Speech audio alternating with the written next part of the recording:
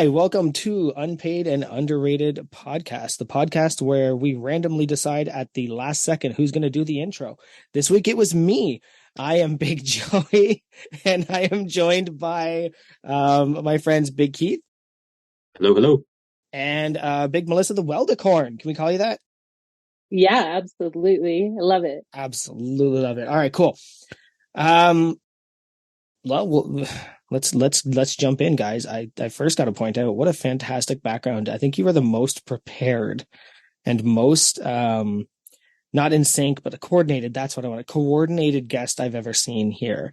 You have your Lift banner, your Lift shirt, and your Lift Hard Live Easy medal all on display. This is fantastic. Normally I would save that until our guest is on the horn, but I just needed to point that out like immediately how cool that was. That takes us into what are you wearing, but obviously like tell us about that. Yeah, so I'm wearing my meat shirt, and like you said, my meat banner is behind me and my medal. And just a little bit out of camera is my super cool wooden award that I got. But yeah, so I'm wearing my meat shirt because that was my official meetup with the crew. So I am super stoked about that. It will always and forever have a special place for me. That's what I'm wearing. Hell yeah. Keith, what are you wearing? I am in honor of Big Melissa being on and our, meeting. I'm wearing the Lift Hard Live Easy classic shirt. So it seemed like it was fitting. We're with some, some award-winning, record-breaking lifter here, so we gotta, dress the part. Great. All right. I didn't get that memo. I am wearing I am wearing a wrestling shirt. One of my favorite wrestlers died last week. Bray Wyatt Oh no. died at the age of 36 of a heart attack. He was universally loved, brought me back into wrestling. Even some people and some crew members reached out because they knew how much I cared about that. So I found this shirt when this shirt came out when his battle with The Undertaker, and then it went away, and I regretted never buying it, and then it came out again, and I bought it. And it's been sitting in my drawer pretty much ever since. But today we are wearing the Little Lamb Find Me shirt from Bray Wyatt. Today seemed like a good day. For sure. That's super cool. Keith it is actually one of my favorite shirts, and I made the mistake today. I had to go into my work, and on the back it says something like Seducer, Destroyer, something, and it's got like a lamb on it. Something so totally work appropriate. Oh, absolutely. Oh, yeah. But like I wasn't scheduled. I was just going in to like shop because it's where I work. Gotcha. And then people are looking at it, and I think a priest walked in behind me, and then I was just going. Of course. Yeah. So of if you course guys are at the Lift Hard Live Easy, you are aware of my inappropriate shirt Mm. choices most days. I did have a job at one. I can't remember exactly which job it was. I remember more of just the attitude they had, but their whole gist was like, if you come in on your day off to pick up your paycheck, you have to like not be dressed like an asshole. You have to be dressed appropriately. And like they would like write people up if they came in like in like vulgar clothing. I don't even remember. Honestly, I can't remember what job it was or something I had when I was a teenager, but I was just like, I was very I hadn't thought about that in 20 years until you had mentioned that story. I mean, to me, it's like, oh, this is a wrestling shirt. But then I'm thinking, yeah, if you don't know that, I'm sure it isn't. And didn't his tag team partner pass away just a couple years ago also? Like so the other guy in in their stable. Yeah, they had the Wyatt family. Yeah, Brody died. The only one left now is Eric and Braun, and Eric actually isn't under contract anymore, but he was still there for the 10 bell salute, which is really cool because WWE is normally we don't let people in unless they're on our stables or our contracts. But for Wyndham, if you don't know, he was actually the son of IRS or an Shyster, from the Rotunda family. So they had IRS. Bo Dallas was there as well. So Wyndham was a third generation wrestler. But anyway, that was a good segue. What are you drinking? That is I am actually finishing up a glass of wine. I work at a winery part-time up here in Montana. We're out of Whitefish, Montana. So this is our ultimate. We are dog themed, which is super cute and super annoying all at the same time. But they make a pretty decent drinkable, easy drinking wine. So that's going down. but I do have a can, so I'm prepared for what's in the can. This is an unlabeled can. Yeah, it is. How'd you manage that? Oh, that's so cool. Did you torch off the paint on it? No, this is actually one of my favorite things about living up here is like the connections. So my ex-husband, Matt, is a brewer down at Tamarack Brewing, which is in Lakeside, Montana. And it's about, I don't know, 15, 20 minutes from Kalispell. But they make awesome beers and they make all kinds. And they just brought this one out. It's actually called Chinook Me All Night Longer. Oh, come And on. yeah, right. So good. So it is a double IPA, which I'm not a fan of IPAs, but I am a fan of free beer. And so There we go. yeah, he hooked me up and I told him I needed a special what's in the can. So this hasn't even been released yet. They just canned it today. So pretty excited about trying that. Yeah. There's two types of beers in the world: the kind you like and the kind that are free. Right, right. And both will go down the hatch. Yeah, super fan of the free kind. So yeah, that explains most of my adulthood too. So, you know.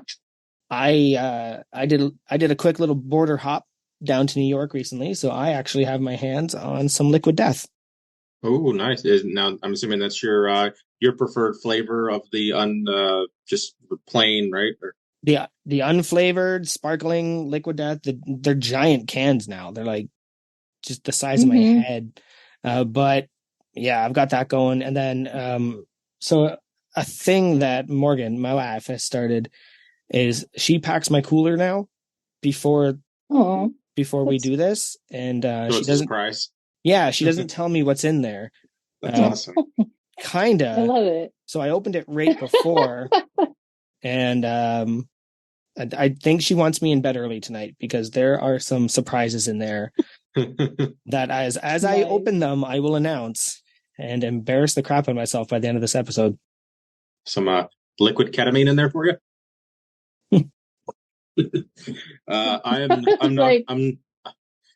I'm knocking out a little Mick Ultra. I've got a easy day tomorrow at work, so if I have 3 or 4 beers tonight, it's not going to be the end of the world. And I always pretty much wash down I'm towards the end of the episode, I'm always drinking some bottle of water with orange Mio in it. That's something I found maybe about a year ago. I think I'd seen it in the store for like the longest time, but never knew what it was. That that little squeeze bottle of flavor shot. Mm-hmm.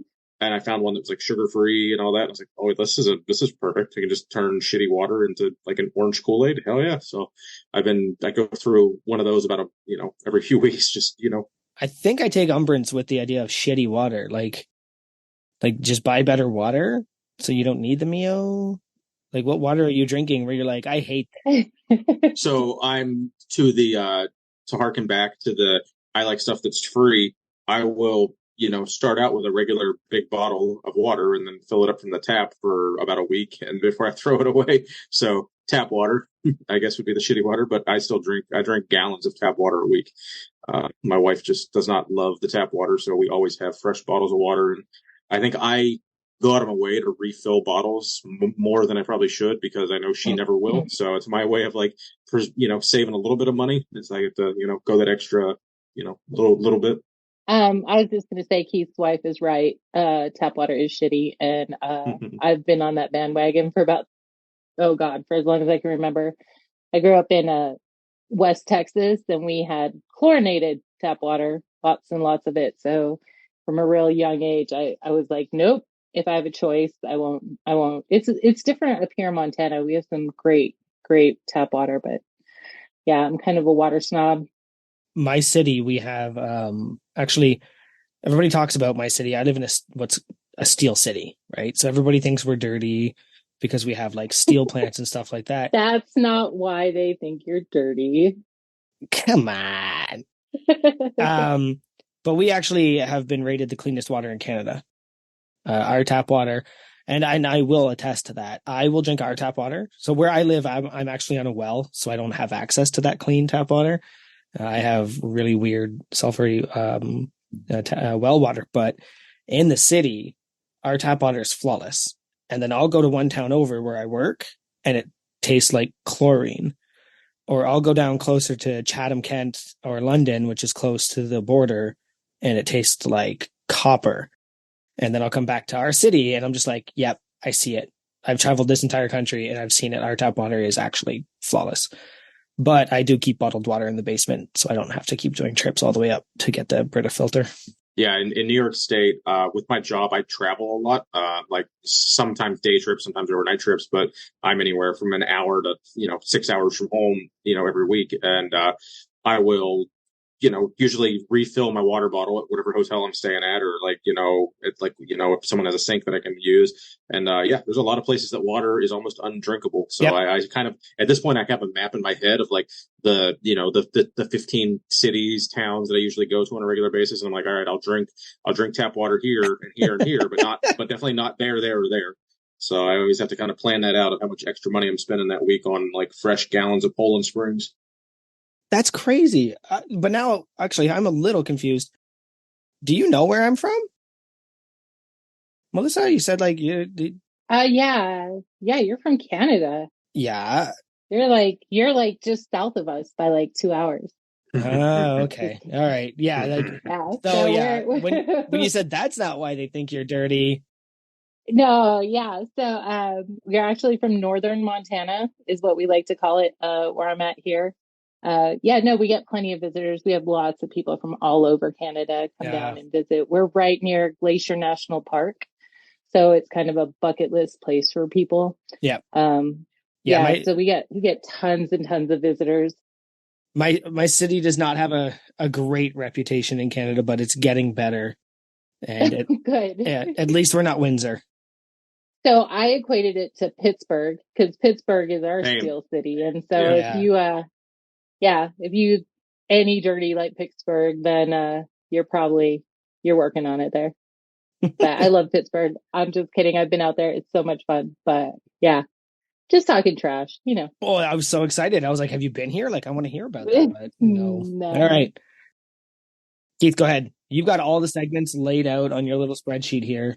Well, I'm going to let Melissa take over for a second because she wanted to do a What's in Melissa's Sack segment after what we yeah. were wearing. So let's everyone drum roll for What's in Big Melissa's Big Sack. Yeah, so I'm super excited.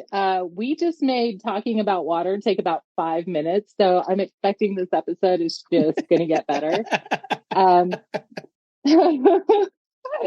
We haven't broke the 2-hour mark yet, but this might be the one. Oh no, this is the one. I'm telling you because we're just getting started with my sack here, and I'm super excited. I did not time this way, but I got my order from the other podcast. I got it from their distribution center. So I'm super excited to rip it open and see what it is I got in here. And that's good, and that'll probably Let's see what kind of coolness is going. Sorry, it's a little more challenging than I expected. All right, here we go. So I did get, and she even had scissors. yeah, they're That was dull. the longest I have I've ever seen kids. scissors do. So I did get the Raise Hell OD Green Raise Hell Lift Heavy hoodie. Winter comes quick here in Montana, so I'm excited to wear that. And I got my very own, Keith, I saw this on your IG the other day, your powerlifting record holder. Love that shirt. T-shirt. Yeah, I'm super excited about this. I feel like it's because every one of us contributed to this list here. Somebody somewhere had dropped like occupation or single lift or federation just before the meet. I remember there was a lot of chatter on the Discord about this. So I feel like that's a t-shirt that I personally contributed to. And of course, so I have a bunch of cool stickers, little Jefferson deadlift sticker, go-to plates of Massonomics. And then I have my card. And so, yeah, Big Melissa, you're number one in the Massonomics record book. So I have it in writing. Yeah, now it's official. But yeah, so I'm super excited about what was in my sack. Nice. And now I'm going to have to order another one because there's another shirt that I'm probably going to be getting pretty soon here. Well, you might as well wait till next Tuesday, right? Right. Now, were you in on the live recording last night? Did you hear about that? That there's I don't know. I'm not sure how much they talked about it yet, other than unless someone went back and like read everything in the Discord. I don't know if it was like made overly public, but next week, next Tuesday, will be the in honor of their 50,000 followers on Instagram. They're going to do a 50% off for 50 hours, I believe it is, starting on Tuesday at noon. And it basically, there's going to be 20 items that they'll have pre-selected that are just automatically 50% off. And then if you use code 50 in the checkout, it's another 50 cents off. And I think each order gets you eligible for a drawing for a prize that I don't recall what the prize was. The prize is 3 supplements from Build Fast. Okay. Oh, yeah. So we're all just going to order Vasoblitz because... Yes, that's right. Yeah. Because nitric oxide's good for you. I feel like I'm going to have to do some shady shit to earn some money this weekend then. So we'll see. We'll see what ends up happening next week. Break more records. Cash in all your swords. Yeah, that's exactly what I was talking about. Yeah, that sounds great. No, I hadn't heard about it. I did miss the live recording. I had Boy Scouts last night, so priorities. Yeah, totally worth it. I actually forgot about it. So we had just landed coming back from the US. And like I said, I love you guys. I know you're not ready for bed yet. I'm going outside for a cigar. And I sat outside and my phone went like, ding, event. And I jumped on kind of a little late there. So it happens. Life gets in the way. Life gets in the way of Massonomics, I guess. I guess that's okay. Now, Keith wants to talk about how all of the hosts talk funny. And I don't see it. Yeah. You say Yager I don't know. Yeah. You want to talk about talking funny? I say vehicle weird. Is that a thing? Oh. You froze there. I honestly truly don't hear it. Oh, man, that's goddamn internet. I don't say Yager funny. It's Yager. Yeah, you do. You do. It's okay though. How are you supposed to say it? We've all accepted it. Yager. Yeah, so okay, so I'm extending the A. Yeah. Well, if there's an umlaut over it, I don't know. I've earned that.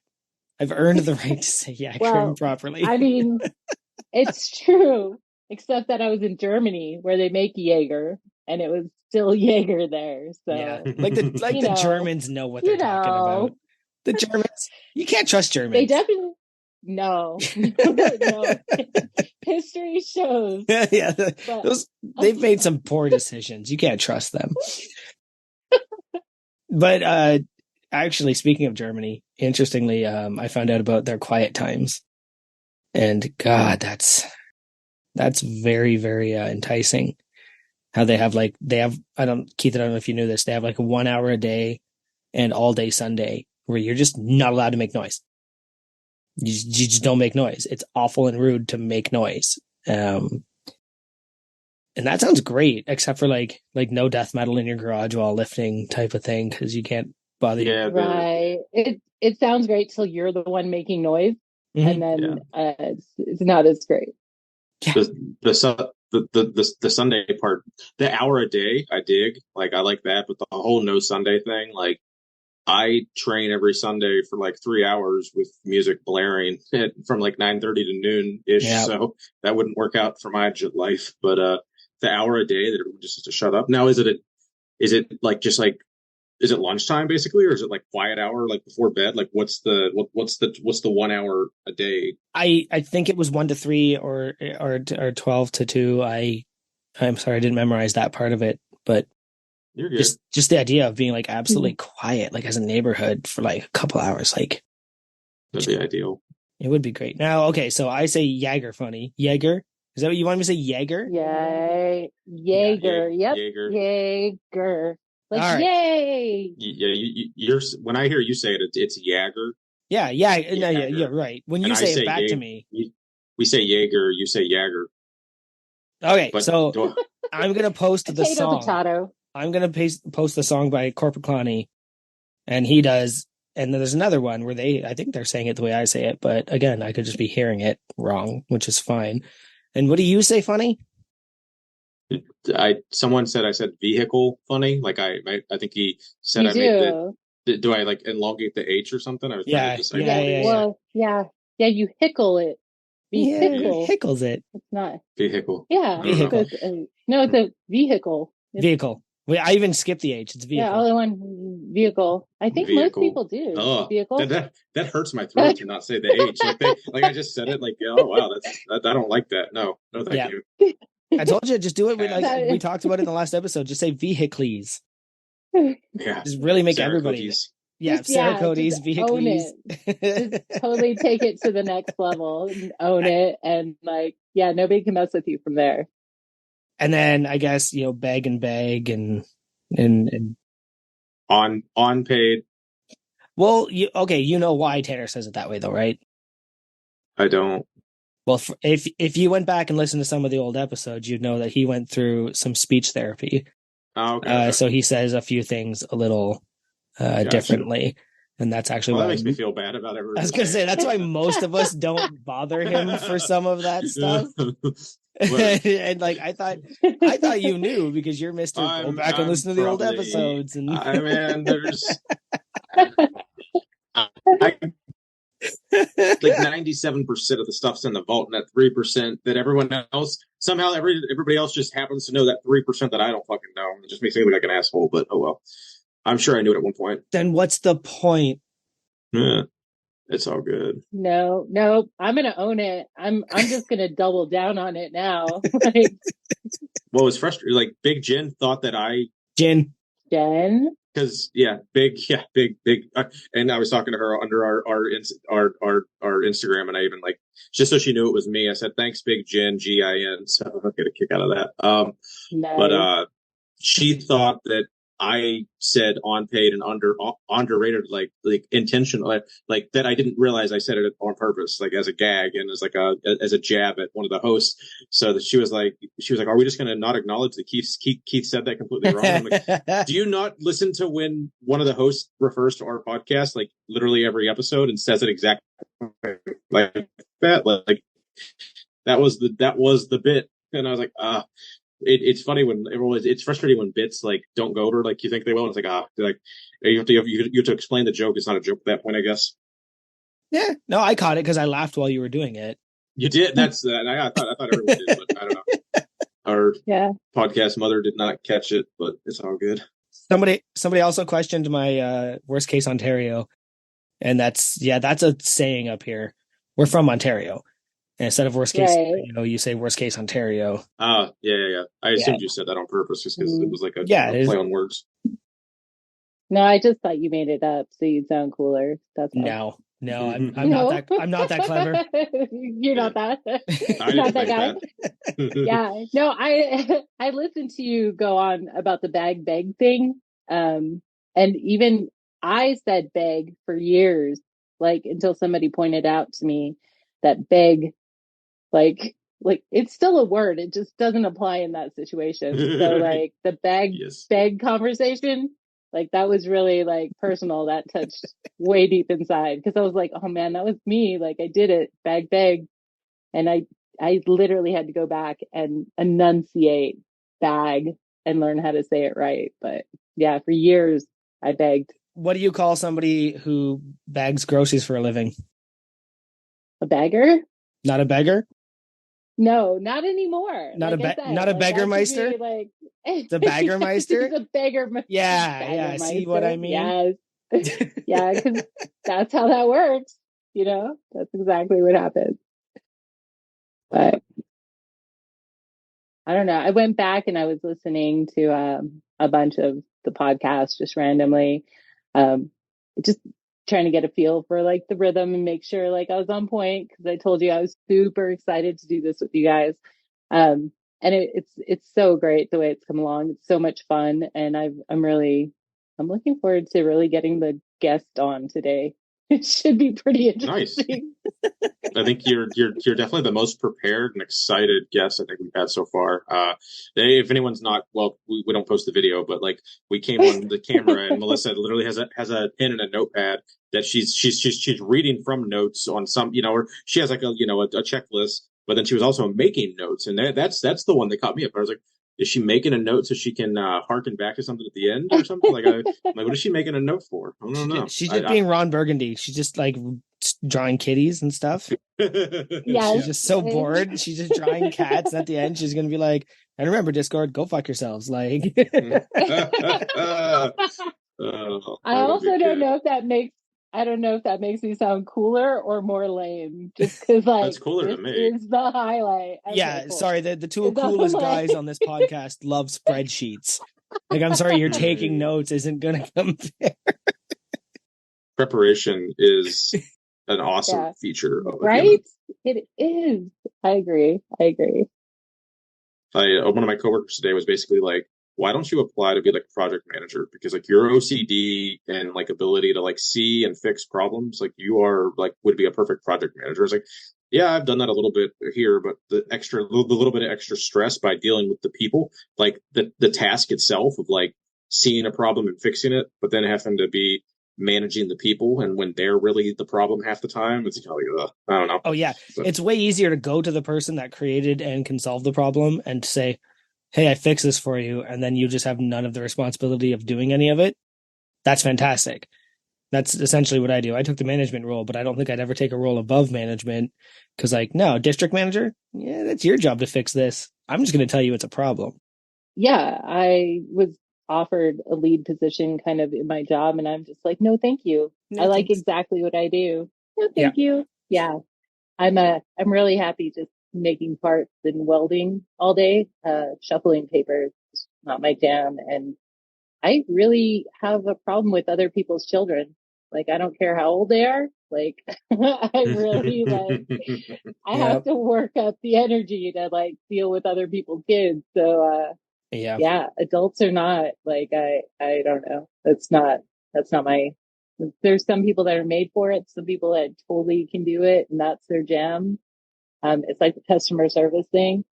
And it's funny though, because like at the winery, I do really well, but I think it's because it's a very single serving, like very short interaction. I don't know day to day if I'd be in the same spot. Well, yeah, I wasn't always good at what I do, and sometimes you had to be pulled aside, and you're the first real manager or leader they've ever had. That's what somebody told me once. And it's like, yeah, they're stupid. And yeah, they make mistakes and they don't know what they're doing, but it's because nobody has ever bothered to show them.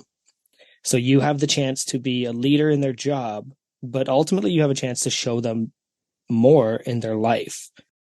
And if you can commit to that, then you're probably going to be a good leader. And I was just like, damn it, I can commit to that.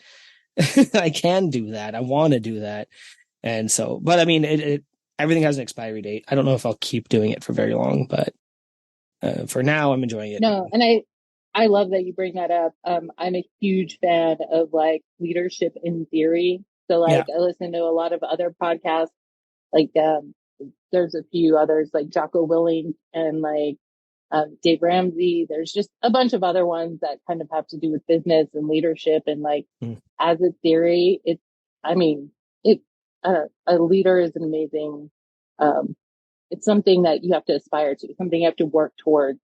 And that's more and more as I see it, as I listen to it, as I get into it, like it's a skill.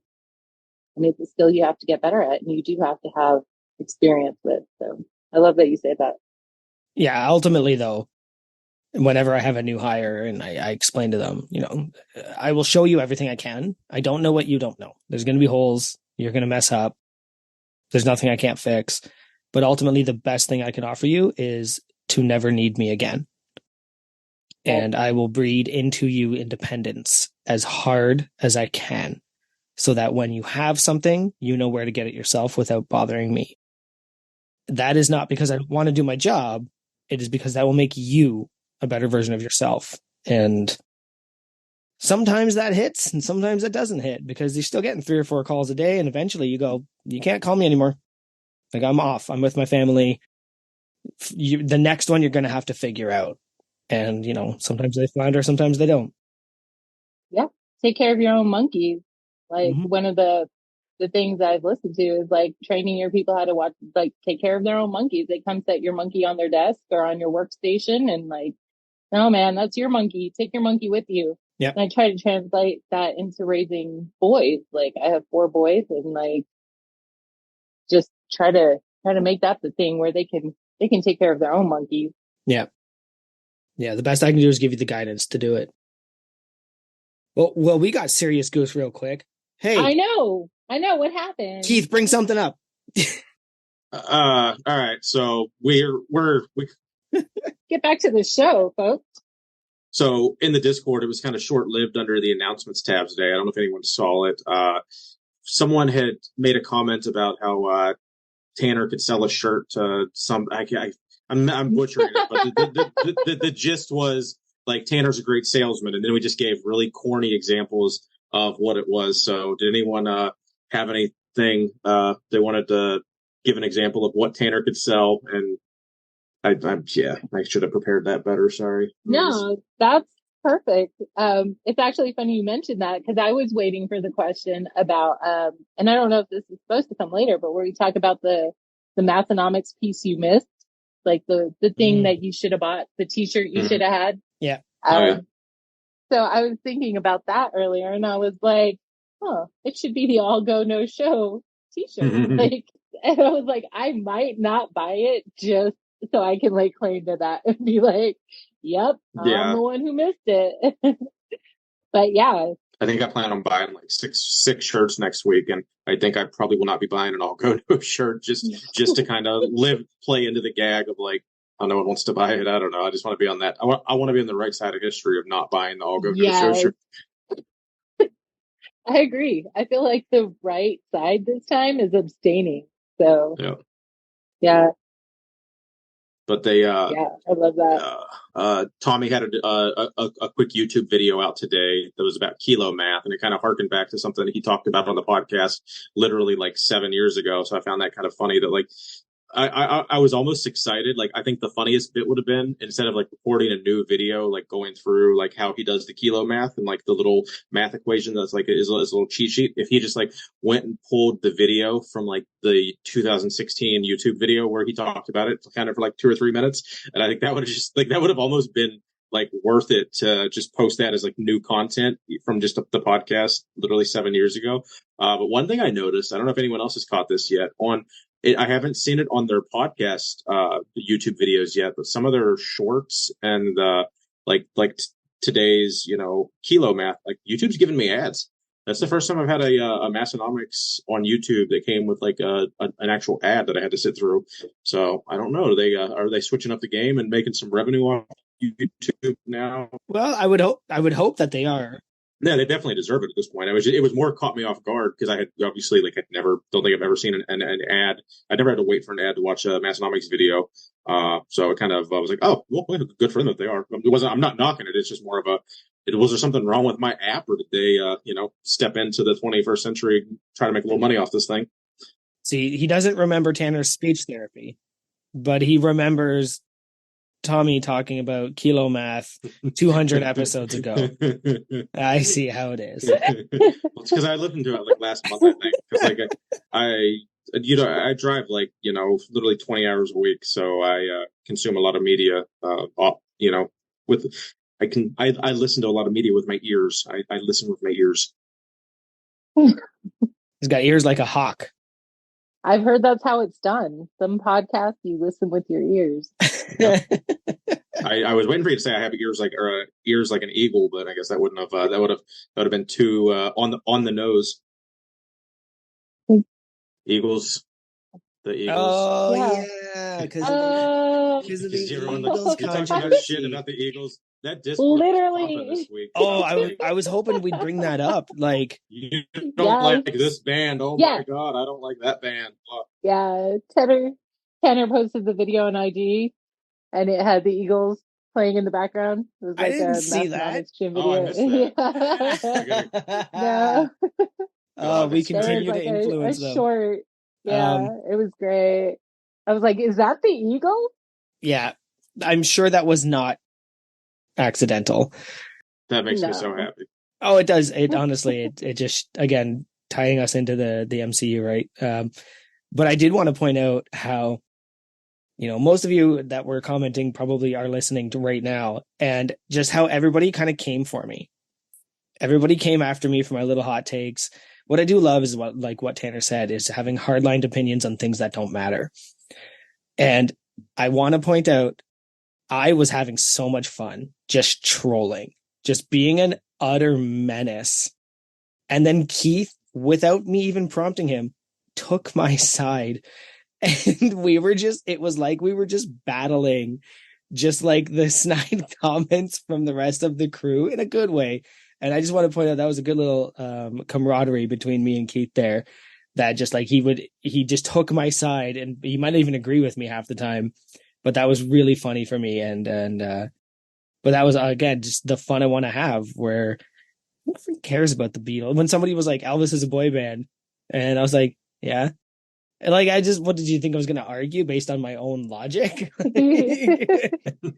Like, yeah, he was. Yeah. Do you take umbrage with the fact that he's a band and he's all by himself? Was that the hit? Yeah, like, because that doesn't even make sense. Of course he was. Of course he was. Yeah. No, I love when the other host threw down the story of the vet and the Eagles, and yeah, my response was just America. Like it was so like it's everything like I buy into. Like I totally buy it. I support that 100%. So I'm like, yeah, Eagles weren't as great as they were, but now America, like they yeah, now they are. Yeah. Van fucking guard. So yeah, no, I got to get behind the vets, man. That's what I do. So yes. I always do like when you have some music talk and like a certain song comes up or something. Cause like, I don't know if anyone like has caught on yet. Like I will specifically take like top sets that week to like a certain song that is brought up, or it doesn't have to be necessarily be controversial. Like, I remember like last couple years ago, one of the hosts mentioned when he was playing basketball in high school, they'd always come out to Jerry Reed's Eastbound and Down. And I did randomly deadlifted it to that song, that week. And it's like anytime someone has something like, it might not, if it's not a song I'm already familiar with, I'm probably not going to go search it out. Like Big Ryan's PR song that he talked about last week. I think I like briefly looked at it and gave it a couple seconds. I was like, yeah, no, I can't listen to that. Yeah, but no, that's if not it's you. songs that I'm already, yeah, if it's songs I'm already like, if it's songs already in my wheelhouse, I'm like, yeah, I'm going to go take my working set with that and post it to Instagram, just because it's like, nostalgia is not the right word, but just like it's relevant in the moment. And if it like makes one or two people that like followed the podcast and Discord that week kind of just chuckle, then I did my job. I've been trying to bother you to listen to Bridge City Sinners. So put that up your tailpipe. Yeah. Like I forget, I think they're called Blackgrass, but they're technically like Honky Goth. I don't know what you would call them. But sorry. Yeah. It's like I don't know what they're actually. There is a term for it. But they are very bluegrass. Oh no, I'm forever rolling with honky goth. I love Yeah, that. that's what I just picture. That's the first time I've heard that term. Yeah, I that's what it is. Bunch of black silly geese running around like little actual geese. I didn't make the honk reference. I didn't make that connection. That's great. Oh, sorry. No, I love it. Yeah, the black metal crew. Yeah, Big Murph and I had a moment and when we were at the Lift Hard Live Easy Classic, waiting our turn to go up and lift some weight. She mentioned the Interrupters. She was actually singing one of their songs. They're a punk band, and the lead singer is actually from Missoula, Montana. And I've seen them a couple of times. They're one of my favorite bands. So her and I had a moment. I went and grabbed my Beats, and I gave her one, and I had one, and we were listening, getting down a little bit just before we went out to lift. So hell yeah. Yeah, music is super connecting and super important. Like, yeah, we were talking about making a bad bitch playlist. Nice. See how far that goes for the chocolate chips out there. There are lots of chocolate chips. We're growing, man. We're coming. Hey, we're growing. Well invited. I'm excited about it every time I see it. I see that you've put Gauge of Strength on here. We don't. I honestly, we don't. We can push all these to another week too. Like it doesn't matter. Yeah, I just don't want to. They're I don't want to hear the word gauge again for like oh another God, I think 5 days. yeah, and this will actually be relevant because anyone listening to this episode right now that wasn't in on the live recording of the Massonomics podcast last week will likely listen to the Massonomics podcast on Monday and then listen to our podcast on Tuesday. And you will notice that I think Tanner said gauge 74 times last night. Tommy probably said it a few times himself, but oh my God, it was like to the point that like I commented on it because it was so a lot. Yeah, say gauge again. Say gauge again. one more time for the cheap seats. Oh, we should probably make that meme. I'm gonna make that meme while we chat. We can do it. Yeah, I got it. I can do multiple things. Big Melissa, did you want to take a crack at an ad read, as a little sponsorship read this week for the Massonomics podcast? Our financial friends and backers of this little podcast, everyone is kind of a fan of if you're listening.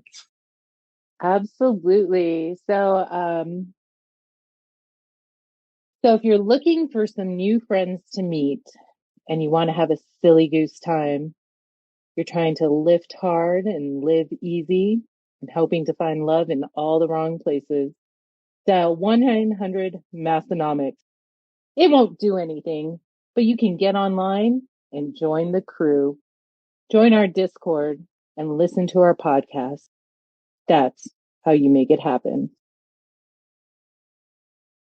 That was very that might be the most provocative ad read we've had so far. I mean, I'm not sure if there's any. I don't even know if there's a close second on that one. So that was when she had given us the heads up. It was gonna be a 900 themed ad read. Like in my head, I got it, but I didn't get it until I heard it, and I was like, oh, now I get it. So that was I enjoyed that. That definitely is on brand and silly goose for us. We appreciate that. So that's for you masters out there. Anybody younger than that, you might have to Google it. Just be careful. It gets pretty dicey out there in 1-900 land. So well, I think I brought it up the one time. Remember when I was talking about party lines with scants? I think. Yeah, it was scants. And then I was like, the old party lines. The old party lines. What they were called is like because like the phone only rang on copper.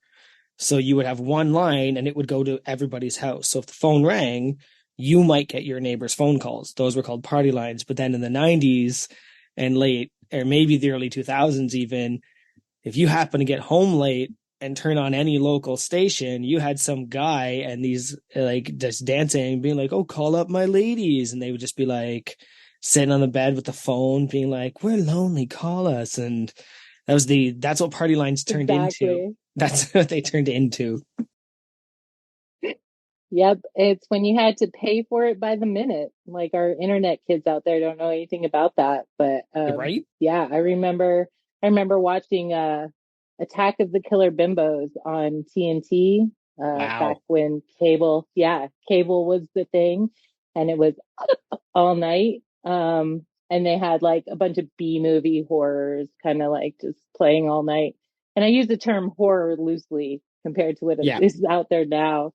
It's like Attack of the Killer Clowns, Attack of the Killer Bimbos. But they would run the ads kind of in between. So anybody of a certain age will definitely remember those. And everybody else just Google it. It's still out there. That was basically was that the Monster Vision with Joe Bob Briggs, or was that the counterpart on the other channel that was similar? I think because Monster Vision was like I think it was similar. There was okay. Yeah, there was a female host who had a very low cut shirt. Gosh, was it Elvira? That wasn't Elvira. It wasn't Elvira. No, it was. She was blonde. Give me a moment. I'll think about it because I used to watch it. That was like what was on cable at night.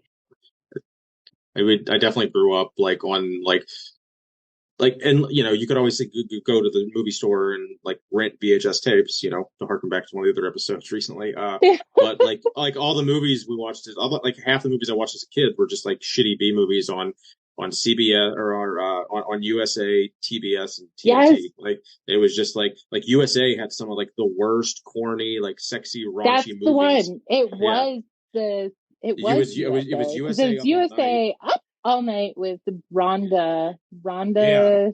I watched a lot of USA Up All Night as like a 12-year-old probably. Yeah, I was probably a little bit older than that, but yeah, I was still watching that. So yeah. Speaking of old terrible horror movies, well, not terrible, but have you guys seen the new Sonic movie yet? No, No, I haven't seen the other one either. Okay, if you haven't, I saw the the first one's great. first two. Well, there's only two now, isn't Which there? The one's the Sonic second one? movies, Isn't there the two? ones with Jim Carrey. There's like currently Yeah. two. The Yeah, second one just came out last the year. second one just came out. It's on Netflix now. Oh, I've seen the second one then. We Okay, went in theaters. I have kids. Like I wasn't getting out of that one. yeah, well, I love Jim Carrey, so as soon as I saw he was in it, I was like, I'm watching that. Within the first 2 minutes, um, he actually says "Klaatu Barada Nikto" when he sets up one of his traps and eliminates one of the guys before Knuckles shows up. That's from Army of Darkness. Oh, what a great, As great pull. as soon as he says it, I turned to my wife and I was like, did he just say that? Like, did he just do that on this? And that was fantastic. I just wanted to point that out, and I hope nobody else missed it or I ruined something for you. But that was Yeah. so cool for me to see Jim Carrey quote Army of Darkness in the Sonic movie. So many layers. Yeah, that is pretty deep. Yeah, literally yesterday, my 15-year-old was like, I want to see Army of Darkness. And I was like, cool. Like, let's do it. We'll do it on this weekend. My boys are with me. So I'm like, you're ready. You're ready. He can handle it. Like, it's gonna be Yeah. fun. It's not scary, but it's not like, No, yeah, it's pretty silly. no, yeah. No, It's a wasn't little, Army of Darkness was like the third movie, wasn't it? Or was it the whole series Army of? It was like I'm thinking of like the one where he time travels, not the ones where he's in the Army of Darkness is the time traveling one. yeah, the ones in the woods were So actually like there's Evil Dead, yeah, Evil Dead was what I was thinking of. Yeah, Evil there's Dead Evil Dead 2, 1, and then Army of 2. Darkness. Yeah, and And then have you watched there's of a course I TV have. show? Yep, Yeah, absolutely. Ash versus Ash versus Evil Dead, I believe. Ash versus something. But either Yeah, way, yeah, I'm like great. 3/4 of the way through that. I need to actually go back and finish that. Yeah, anything involving that universe.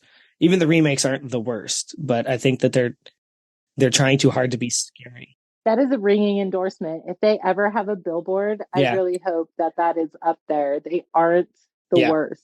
I love the originals, and these don't suck. At least it's not Mhm. pee.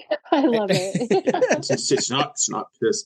My wife always laughs because a lot of times I'll say that'll do, like or something to like that extent. Like my most like excited or animated I'll get sometimes it's just like a very like monotone. Like I can't think of what I actually say, but it's like I don't overly like I don't get super high with my emotions on that. So she always kind of like knows that she did good on a present. If I'm just like, oh, that'll work. No, I think I just say that'll work.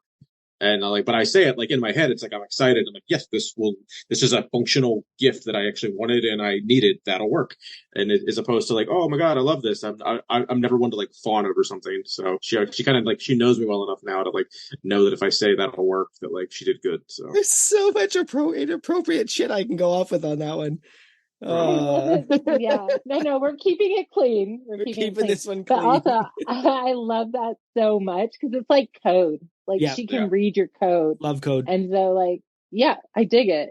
Yeah. I'm gonna normalize that. We're gonna make it a thing. I'm gonna hashtag the shit out of it. So yeah, do it. love code. Love it. Done.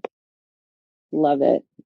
Well, I think we've been at it for almost an hour. Probably should try to get the guest on the horn. Remember how I cleaned up all that room on the drive for this recording? And then I was like, that'll be enough. We're not going to go that long. All right. Yeah, let's get our guest on the horn, kick everybody else out. All right. Big Melissa Weldicorn, is that you? Oh my gosh, guys. Hey, what's going on? Hi, sorry to keep you waiting, but you are live on the Unpaid and Underrated. I am so excited to be waiting. I'm so excited to do this. Here we go. Well, we're happy to have you. Let's go ahead and hit you off with what brought you to Massonomics? How did you find us? How did you, dive right into the whole lore there? All right. So, actually, My ex-husband, Matt, um, he's not Big Matt yet. I haven't convinced him to join the crew yet. He's coming though. He was a little jealous when I went to the Lift Hard Live Easy Classic this year, but he uh he sent me. I'm a huge Stan Efferding fan, like Vertical Diet, like all of the things he's done, IFBB Pro, like White Rhino, all of it. Stan Efferding is amazing. So he sent me the Massonomics. I think it was episode 256 ish. Don't quote me on that, but he sent me the Stan Efferding episode, and yeah, I totally dug it. I like it was everything I never knew I wanted in a lifting podcast. Feels like they set out to fix what was wrong with other fitness podcasts. And so I got hooked after that, and I totally like went. I don't know. I listened to Jen Thompson. I listened to Jessica Butner. I listened to like kind of pick and choose the lifters that I knew, and then I started listening to the ones I had no idea what was going on. But it was funny because I knew I was doing this. I knew I was coming on, talk to you guys. So I went back and listened to that Stan Efferding episode. Oh, nice. And yeah, it was pretty cool because there was a meme contest at the time. And so mostly squat videos, Matt. He won one of the categories. So I actually got to meet him at the Lift Hard Live Easy Classic. So it was kind of cool. And then Tommy mentioned that Keith Honeycutt had reminded everybody not to buy their hats. And then I remember that. That's awesome. Yeah. And then there was tattoo talk. So it was before anybody had a Massonomics tattoo.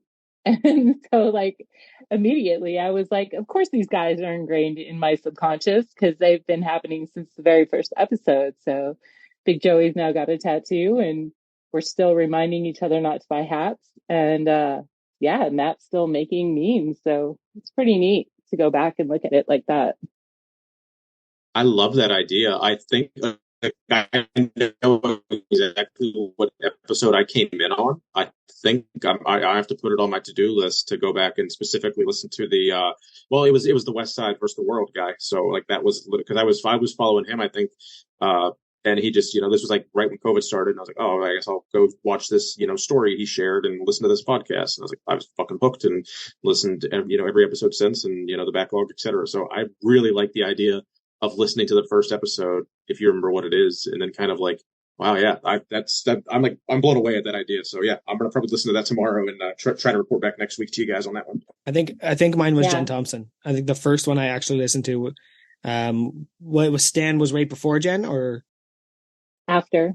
Okay, he's the one right after. So it's Jen and then Stan. Yeah, I think Jen was the first time, and interestingly, also the first ever podcast I listened to. I had never listened to a single podcast because I had no value in it. And I was like, okay, like I like their shirts, I like their Instagram. Maybe I'll care about this. And here we are. Yeah. Now I'm on a podcast. Right? That's super foreign to me. I'm a podcast nut. Like I will listen to anything one time on a podcast. My library is like 30 deep. I listen to all kinds of podcasts. I work with my hands most of the day, so it's easy to just, at least 40 hours a week. I have something just, going in my ear holes, just getting it while I'm busy working with my hands. Well, I personally talk to people for a living, right? So that sounds awful. Yeah, it is unlikely that I'm going to want to do that and then also listen to other people talk to me. Right. And so sometimes I even come home and my wife's like, I want to tell you about my day. And I'm just like, I need like half an hour. I just need half an hour of not hearing anything. Yeah. But Mark Bell's Powercast was my first podcast, I think, that I religiously listened to. I think I had like, this was back maybe like 2014 when I was just doing cardio in the gym. And I was like, wanted to be able to just throw a podcast on and listen to something. Maybe 2015 probably. and just you're just Googling powerlifting podcast, lifting podcast, something like that. And I found that, that ran for, quite a few years before Mark blew it up and, alienated everyone and like literally ruined the podcast. And then I think I've listened to one episode since he's done his own thing with the other podcast that he runs basically. But I guess until I found Massonomics, I had like a void there for a few years of like not having like a solid lifting podcast in my world. So it was really cool to kind of like find that again. And then find each other. Yeah, and then crew evolved. Right. Speaking of finding each other, tell us about where to find you on Instagram, who you are on Discord, how people even know who we're talking to.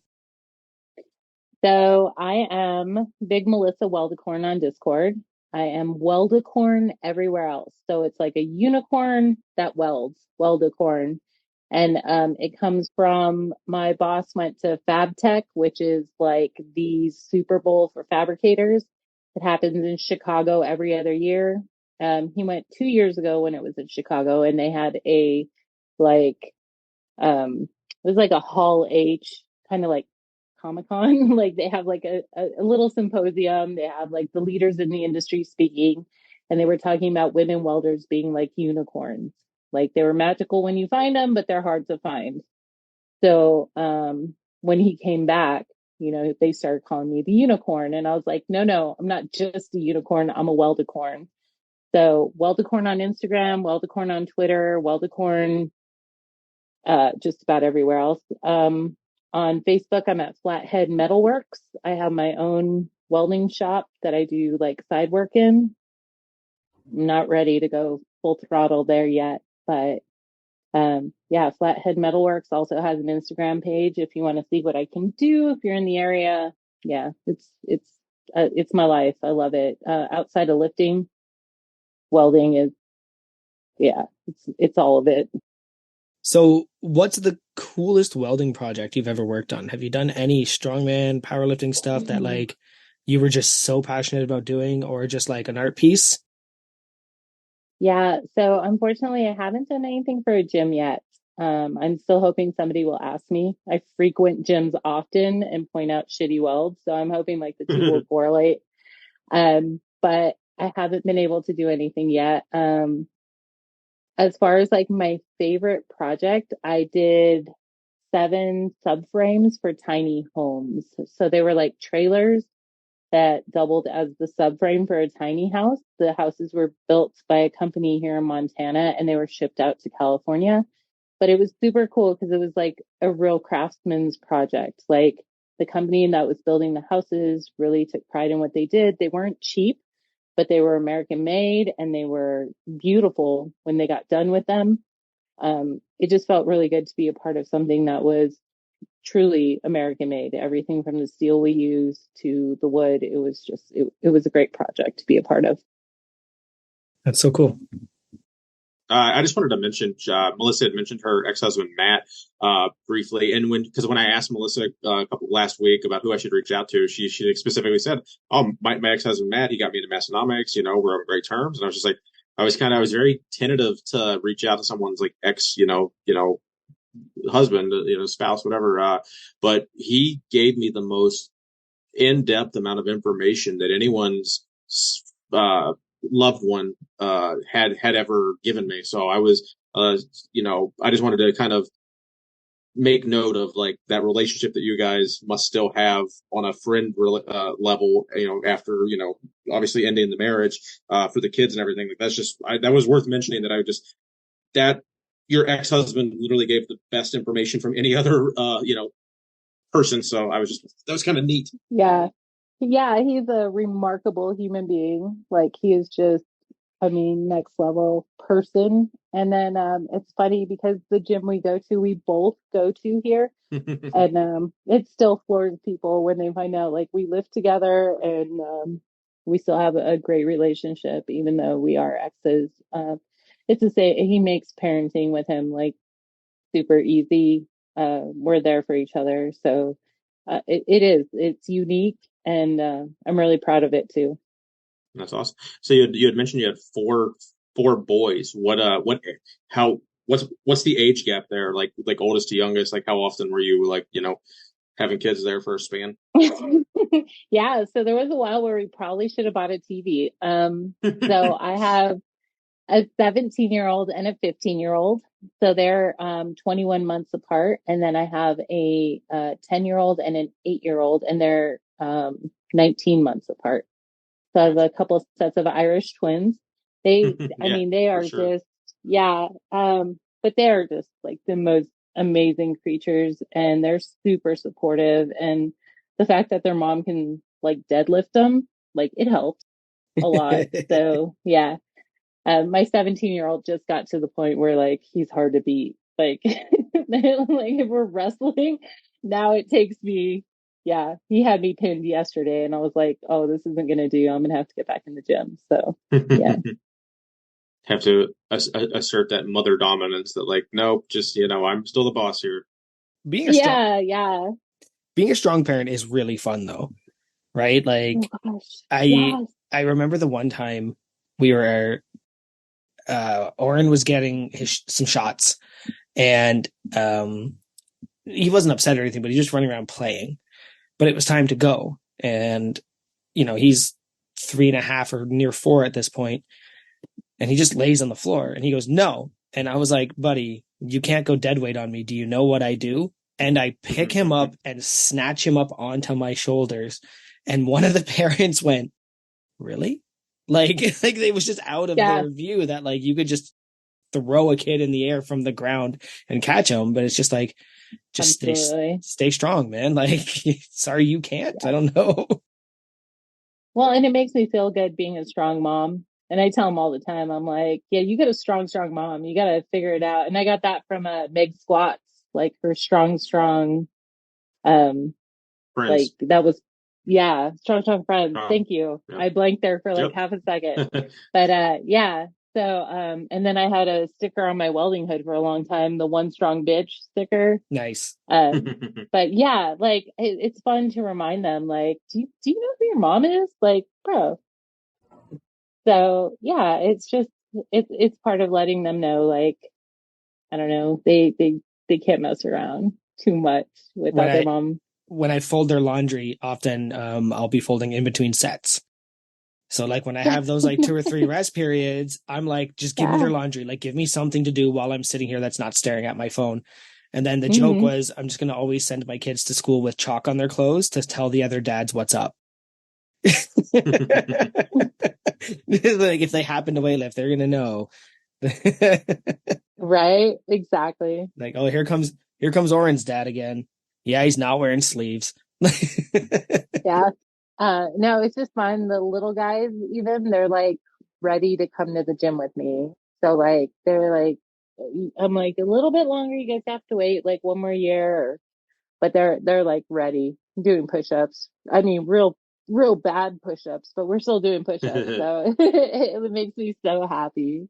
I tell Oren that like when I think that you're ready to be down there with me and not do something that's either going to kill me or you, then you can come down with me. Right. Like the Right. one time I was like, yeah, sure, buddy, come on down. I was just finishing up. I was doing some accessory sets and I've got the dumbbells in my hand and he's got a 5 pound, just medicine ball. And Hmm. I can see him walking over to my glass scale. And I'm just like, come on. And like, and he's 4. He's not listening to me when I say Yeah. don't do that. And I was like, okay, we're going to have to wait a little bit. Yeah. Sounds like he's about as you know help not help as mischievous that's not a word. Mischievous? Mischievous. Yeah, Mischievous. that's as Mischievous. Wow. as Big Murph's orange cats when he's in the gym there. Just got to keep an eye on him, I guess. But yeah, I did just Like not that. letting him in the basement for another year or two might just be the way to go for that. Or until I have more space and I can give him room to do his Yeah, stuff, true. right? We Just, just set up a little segregated area. yeah. So, Big Melissa, did your kind of love and an affection for just strength, did that come from when you were a competitive swimmer in high school, or maybe before that, or after that, or? Yeah. So I was I don't know. I've always kind of kept in shape in one form or another, I guess. There was a period where I just totally didn't. And yeah, I don't like to talk about that part. But yeah, I started in high school and then I joined the army. And so in the army, I mean, ran push-ups. Actually, my best friend while I was in the army, she was a gym rat. She did more like bodybuilding style, lots of reps, lots of sets. But she was always in the gym. And so I just started going to the gym with her. I got out and I took some time off. I had some kids. And then about 7 years ago, five, it was about 7 years ago, I started going hard again. I worked on my squats. I was squatting everything, like anything, everything. Let's go. And then in the past probably 2 years, I've really kind of started getting serious. I wanted to become a competitive uh, bodybuilder or powerlifter or weight training person. Like I didn't have anything specific in mind. I just really wanted to get a lot more serious about it. So yeah, that's where that comes from. Would you have done a meet if the Lift Hard Live Easy Classic wasn't a thing? Do you think you had a powerlifting meet on your radar? Was that in the pipeline if the crew was there to motivate you? Or were you think you would have just been like, nah, just like little So gym? yeah, so definitely I would have put it off and put it off and put it off. Even with Tanner's super motivating video about not putting it off and doing your first meet, I think I would have put it off more. But it came at a time when the announcement for the actual meet came at a time when I needed something to look forward to. I was looking for something big to happen, something that just kind of pushed me into the next kind of level for it. So when it came out and I managed, I wasn't in the crew at the time, so I managed to get a spot and not be crew. Oh wow. Yeah, it was fate. Like it had to happen. But yeah, I don't think without Massonomics, I would have kept putting it off. I mean, I would have just, made another reason or another excuse or I mean, 15 hours to South Dakota and I still managed to make the meet. But yeah, and then the crew was just so supportive and so awesome. I was really having a hard time right before the meet. I was sick. I wasn't feeling it. Training hadn't gone the way I wanted it to. At the time, I was working about between 70 hours a week and then trying to train on top of it. Yeah, it was kind of brutal. Um, so I was thinking about pulling out of the meet, like just not going. And I got on the Discord. I joined the crew, got on the Discord, and man, I could not have asked for any more support. I could not have asked for people to be more understanding and just show up, just do the thing, just don't bail. And it was the best advice I had ever gotten. Like it was so great. I loved it. And so I knew I had to be there. If there was nothing else I was going to do this year, it was going to be at that meet. I think I remember that. I do think I Yeah. remember a few of us. I might have even commented on that too. Um, just saying like, Yeah. getting in. Oh, I think I said getting injured right before your meet is the rite of passage, so that you can say this wasn't the meat I wanted. Yeah, I remember you Yeah. mentioning that. Like we Yeah. all do it, I every think it was single one something of like us. that. Yeah, Yeah. it's like self-fulfilling prophecy or sabotage or something where you're like, oh, I'm injured. I'm not gonna do as good as I thought. Oh, But like then that didn't happen. You did great. And Ryan wasn't rude, and that's important. Ryan wasn't rude and made you leave. Didn't run this one off. I have now moved on to the surprise. There's only two in there. Steve Austin's Broken Skull IPA. ooh. Oh, okay. So, Is that something you guys got in Buffalo? yeah, part of me coming to the United States is I need to buy Steve Austin's IPA every time I'm down there. It is so good. So I'm pretty happy I'm drinking it right now, but it is strong. It is a strong beer, so we're doing it live. Do it live. I just said So said I'd update you guys with my surprise cans because I have a whole I surprise like can it. thing going. Surprise can. I feel like I want a surprise can now. Um, so yeah, I remember one thing that kind of caught me off guard. I met Melissa at Pounders on Thursday night, and I don't think you had your openers picked out yet. You didn't know anything. Like you Oh, had that no must have drove concept. you fucking insane. Oh yeah, no, I was like, what the fuck? Like, how do you not have the whole meet like mapped out 9 for 9, like ready to go? But no, it was really cool. Like to watch like 6 people at the table, like just offer, unsolicited advice. And I think you were just kind of like, oh, this is I think I could like see your eyes, like, oh, I found my people. Like, it was just kind of cool. Uh, Yeah, no, it was super awesome. I mean, I really didn't know what to expect. I've never been to a powerlifting meet, much less been in one. mm. And so like we're talking 9 for 9. I'm like, what does that mean? Like, and I really just have clueless, so clueless. I should have watched more YouTube. I'm sure I could have done more research. But I mean, up until the last minute, everybody like for as clueless as I was, like everybody was super kind and just with the best advice. I mean, everything from like what to eat the day of the meet. I went to after that night at Pounders, I ended up going to Walmart to buy like stuff for the meet because I didn't have anything. Like I didn't know what I was going to be eating. So I was like, cool, I'll just go to Walmart and I picked up some stuff and I kind of found what I liked and it worked out really well. But yeah, everybody was just so supportive. And it was so funny. I walked into Pounders and I'm by myself. I didn't have a plus one while I was there. So I walked in and I'm like, I'm not sure I can find everybody, but I walked around the corner and then there was a table full of Massonomics t-shirts. And I was like, yes, I'm in the right place. Absolutely. And I was wearing my kind of fit, kind of fat shirt. So I think that, that was awesome. Everybody was just like, oh, we know you. And yeah, it was great. It was so much fun that night. Yeah. So that was my introduction to the crew, like actually getting to meet people and it was great. And then the other host showed up and that was fun. The other Yeah, host. that was a pretty cool surprise.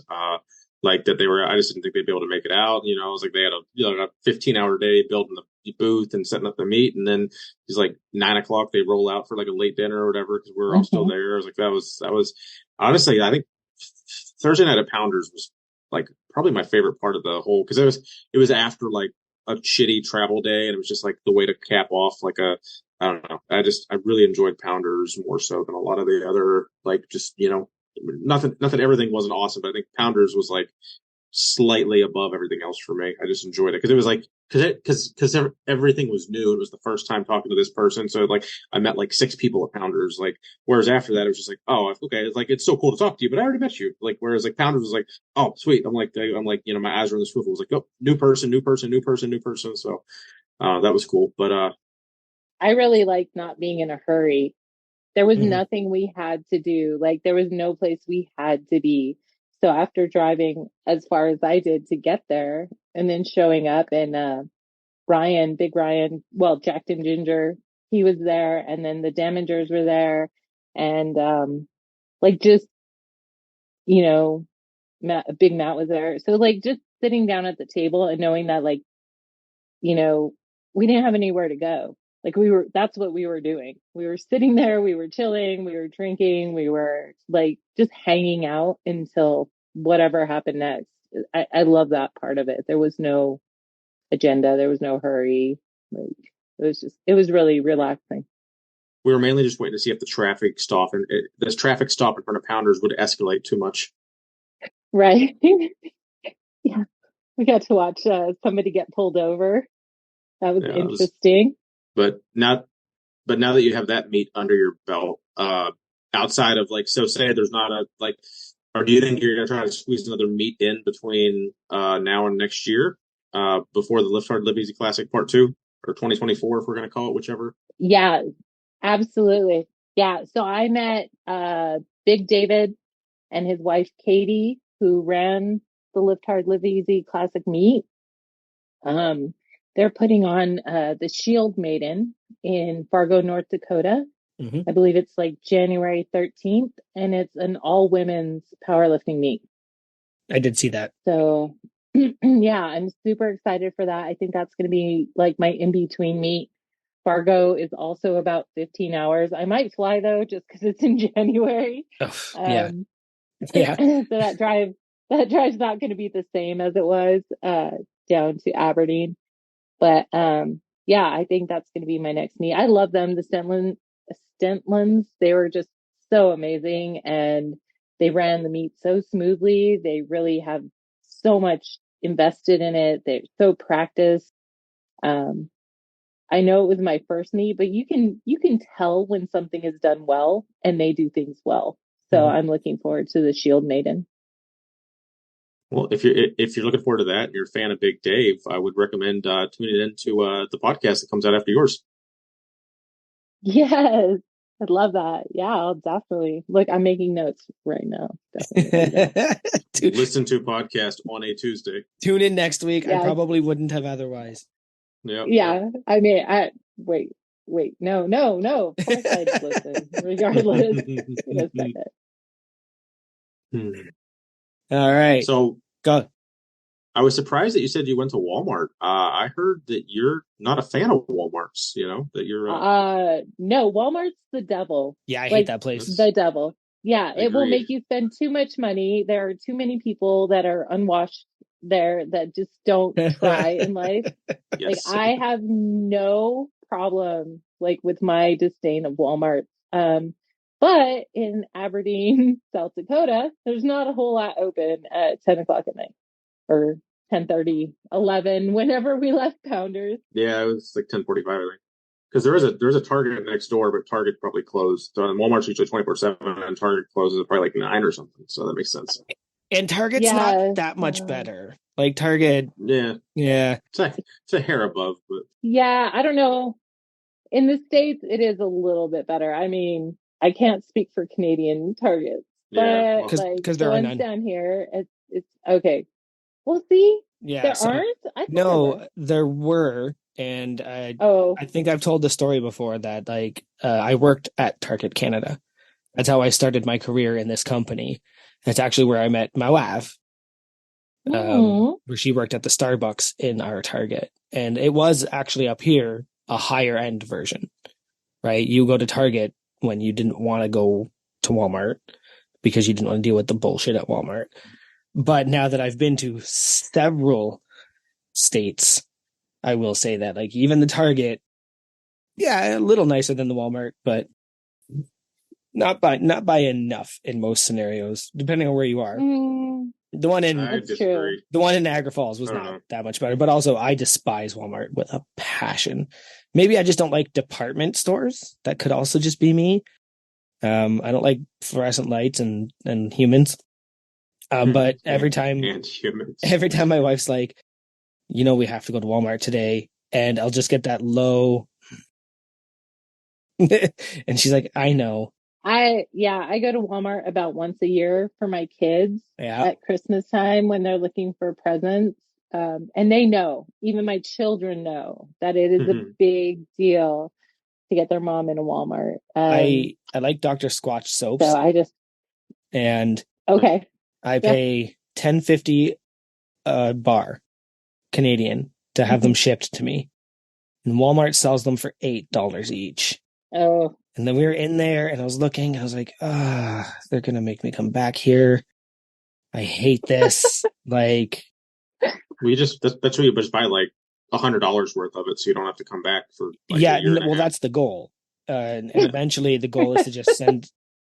See, if Walmart was smart, they'd have like an Irish pub attached where like me and Oren could he could sit there on his iPad and my wife can go shopping and I just drink a beer and not deal with the bullshit.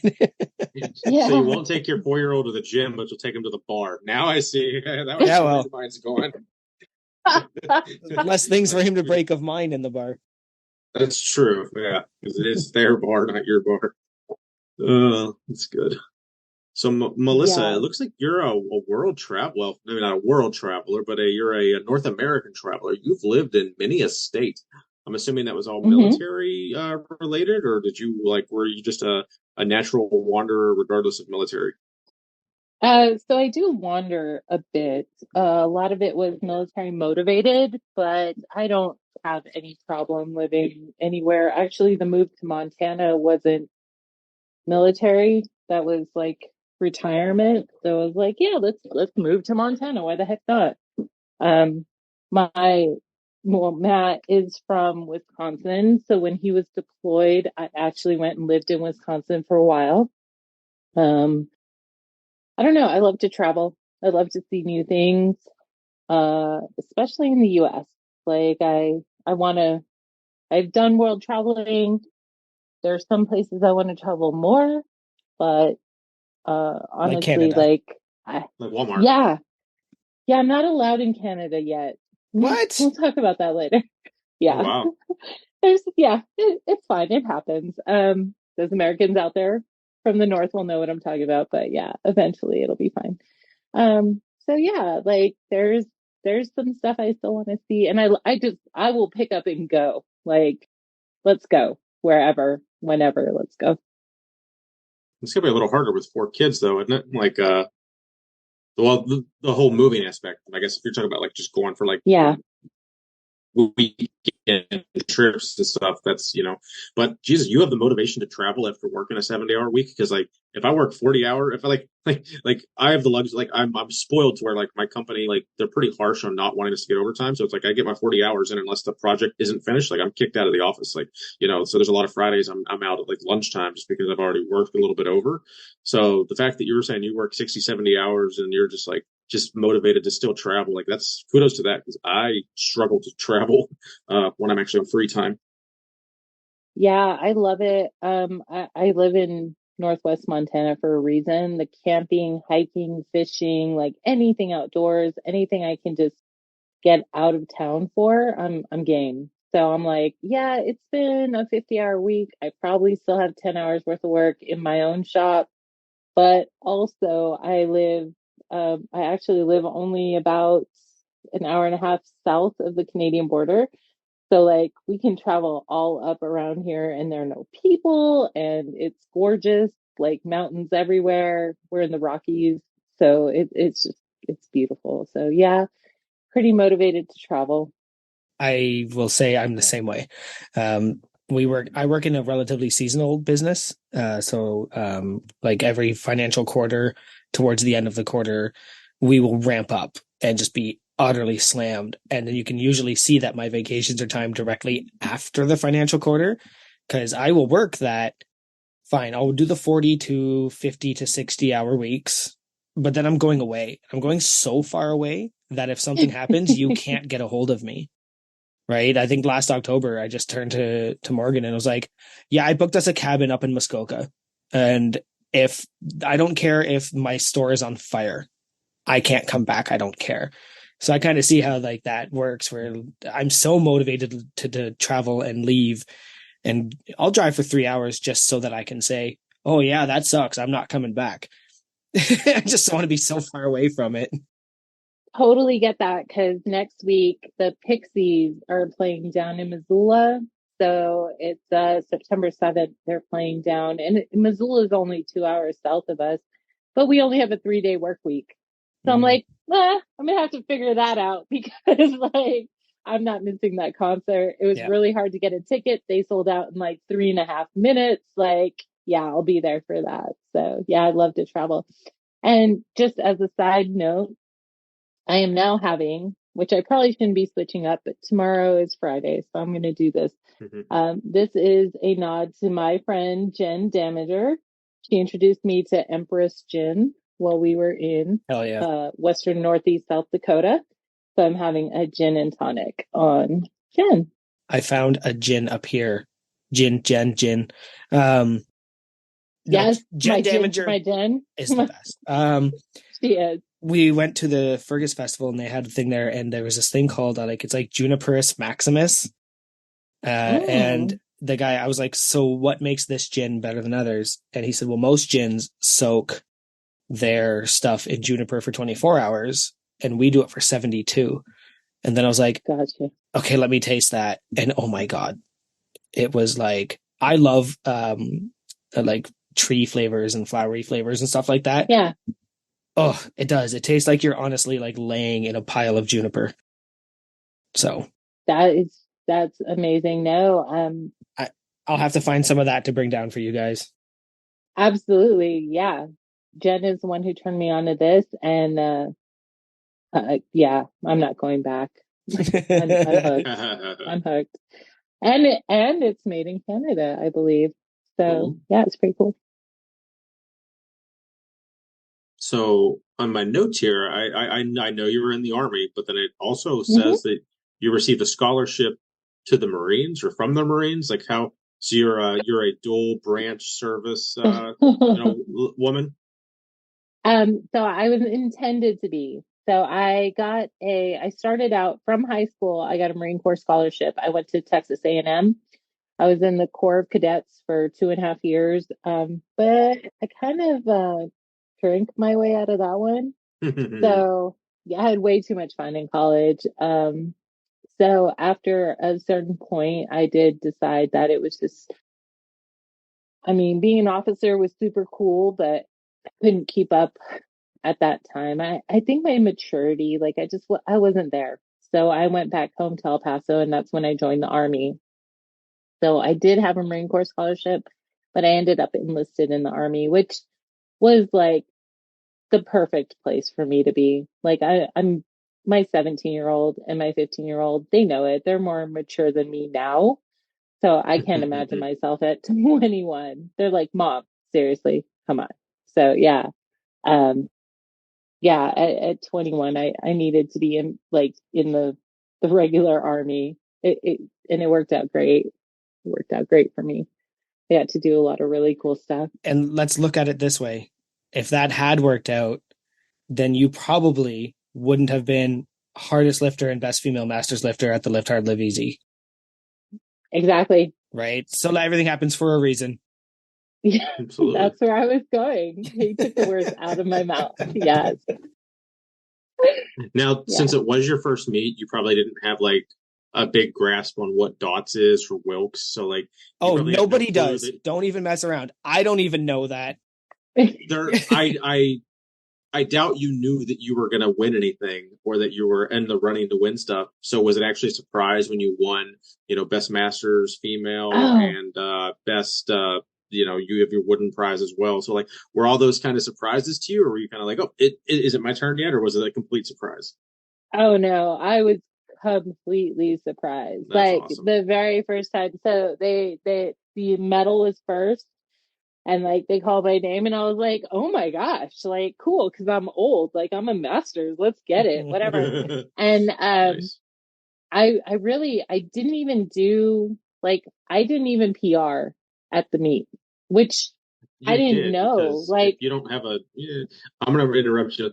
If you don't have a meet total, if you've never done a meet, you don't have any like none of your list count as far as So like no, hold on, your hold on. meet Can I lifts. just can I just say I want to ask a very very serious question. Yep, What does PR stand for? personal record. Personal record. So the most I've personally ever lifted, not a so To I meat didn't. Okay, competition. record. so To that comp. was my fault though. No, that was my fault. So I didn't have a meet PR at There we like go. Yep. I get that. So there wasn't like as far as a meet PR, yeah, I set my PRs. But as far as like a gym PR, like Yeah. at Those home, those are hard to beat in your I first meet. yeah, yeah, exactly. So but I got all white light. So Nice. like I'll take the trade off any day. Like there was no, and that's what I was more afraid of. Like my technique would be off. I wouldn't pause long enough. Like the judges would hate me. Like whatever the fear is, that was kind of irrational at the time. Um, that was more of my concern, and I got some really good advice around it. Like just get your white lights to start. Like just get it down so that you're sure what you're doing is what you're supposed to be doing. So I wouldn't take that back. But I am also looking forward to next year's Lift Hard, Live Easy, where I'm going to totally push those meets PRs so that the next, same with the Shield Maiden. Like I'm going to push those PRs in a meet higher, and then it gives me something, motivates me to move forward and lift harder. And then and then live easier. Right. Part do. I was being semantic there because I think that when you say I get like, it. when Keith is saying, well, it's a meat PR, blah, blah, blah, like I understand that there are differences, but if I'm in my gym with my bar and my lights and my music and nobody watching, I can do a certain amount of weight. Might even have my belt, my straps, and my comfortable clothing, not my singlet, all of that. But doing that in a meet and maybe giving up a couple of pounds where you've got to, there's no clock timers in there. What is it? There's no lift timers in the jungle. There's no like 30-second counter being like, enough with your setup, lift your fucking weight. So I just want to point out that like that does matter. It absolutely does matter. Meet PRs are really important because meet PRs are so different than personal PRs. Totally. However, both matter. Both are very Yeah. And so I'm really fortunate that the gym that I'm part of, we did, it just got bought by new owners last year. So up until that point, every 6 months, we do like a lift day. Like everybody comes in who lifts regularly there. We go through bench, we go through squat, we do go through deadlifts, and then we kind of just like round robin it and kind of do our max lifts. So it's a mock meet. Yeah, I guess great. that's the best way to describe it. So I hope you don't do it in that order, though. Do you bench first? Because that, or is it everyone just on all three things at the same time and just kind of like having fun? No, so that's what I mean by like so. Because if I bench squat deadlifts, I don't have an aneurysm. No, we bench first, and then we were squatting. Yeah, we did bench first. So yeah, like it was just different. It was like, and it's nothing like formal. It's totally like chill. But it was just kind of fun. So I know even like as far as PRs, I can do more. And now that I know how a meet goes, now that I've kind of had my cherry pop, like let's go. Like I know what to expect on the next one. And I was really fortunate that I was at a meet where I had so much support. So I couldn't have asked for it any other way. Yeah. Yeah, I undercut myself by like a lot of weight on my first meet because I just didn't know what I was doing.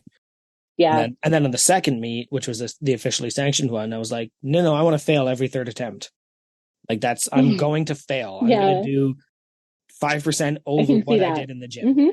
Because if I don't do it here, it doesn't matter, right? Like I did this first and second attempt, so, and then I ended up getting a fourth attempt on deadlift and still just shattering all of my records. So, so I found out what else my wife has packed. And if you have been paying attention to Instagram, you have seen this. She has given me a pickleback. Yeah. So she has taken 2 smaller Fireball bottles and put whiskey in one and pickle juice in another. And a pickleback in another. So I'm going to mute this. That is a very Southern thing. I love that so much. And a very loving yet sabotaging wife. So she's amazing. Let's see if I'm one eye in this interview by the end of the. I'm 3. This might be the most. I'm 3 beers deep, so I feel you on that. Do you not know what a pickleback is? I've never heard of one, but I get the gist of it. Just never... Interestingly enough, on one of the previous podcast episodes, I probably heard you say it and didn't register what it was. Maybe not ours. I meant the Massonomics one, where in the Discord I brought it up, and then they started talking about it. I'm gonna go ahead and mute myself and try and drink this. Yeah. If I run to the washroom. Oh, you have to leave the video going. I drink these all the time, but like not during important events. Oh, pickle juice. I guess the pickle juice would matter on what flavor pickle it's so is good. Because I'm a bread and butter pickle fan, not a dill pickle fan. Oh, are you really? I pictured you as a sweet gherkin guy. Oh, hell yeah. But I know the bread and butter to me is a sweet pickle, I guess. So how'd that go down, Joey? The entire point of picklebacks is that went down like nothing. Yeah. Yes, I love it. They like neutralize each other? Yeah, absolutely. You don't taste anything. I'm interesting. So excited for you. Like I didn't even have any of it. And I'm so excited for you. I'm like, man, set me up. Let's go. I was like, where's Big Lou with the fireball? I know, right? Let's go. The first time I ever had a pickleback was me and my friend Jay who I spoke about with the candle incident.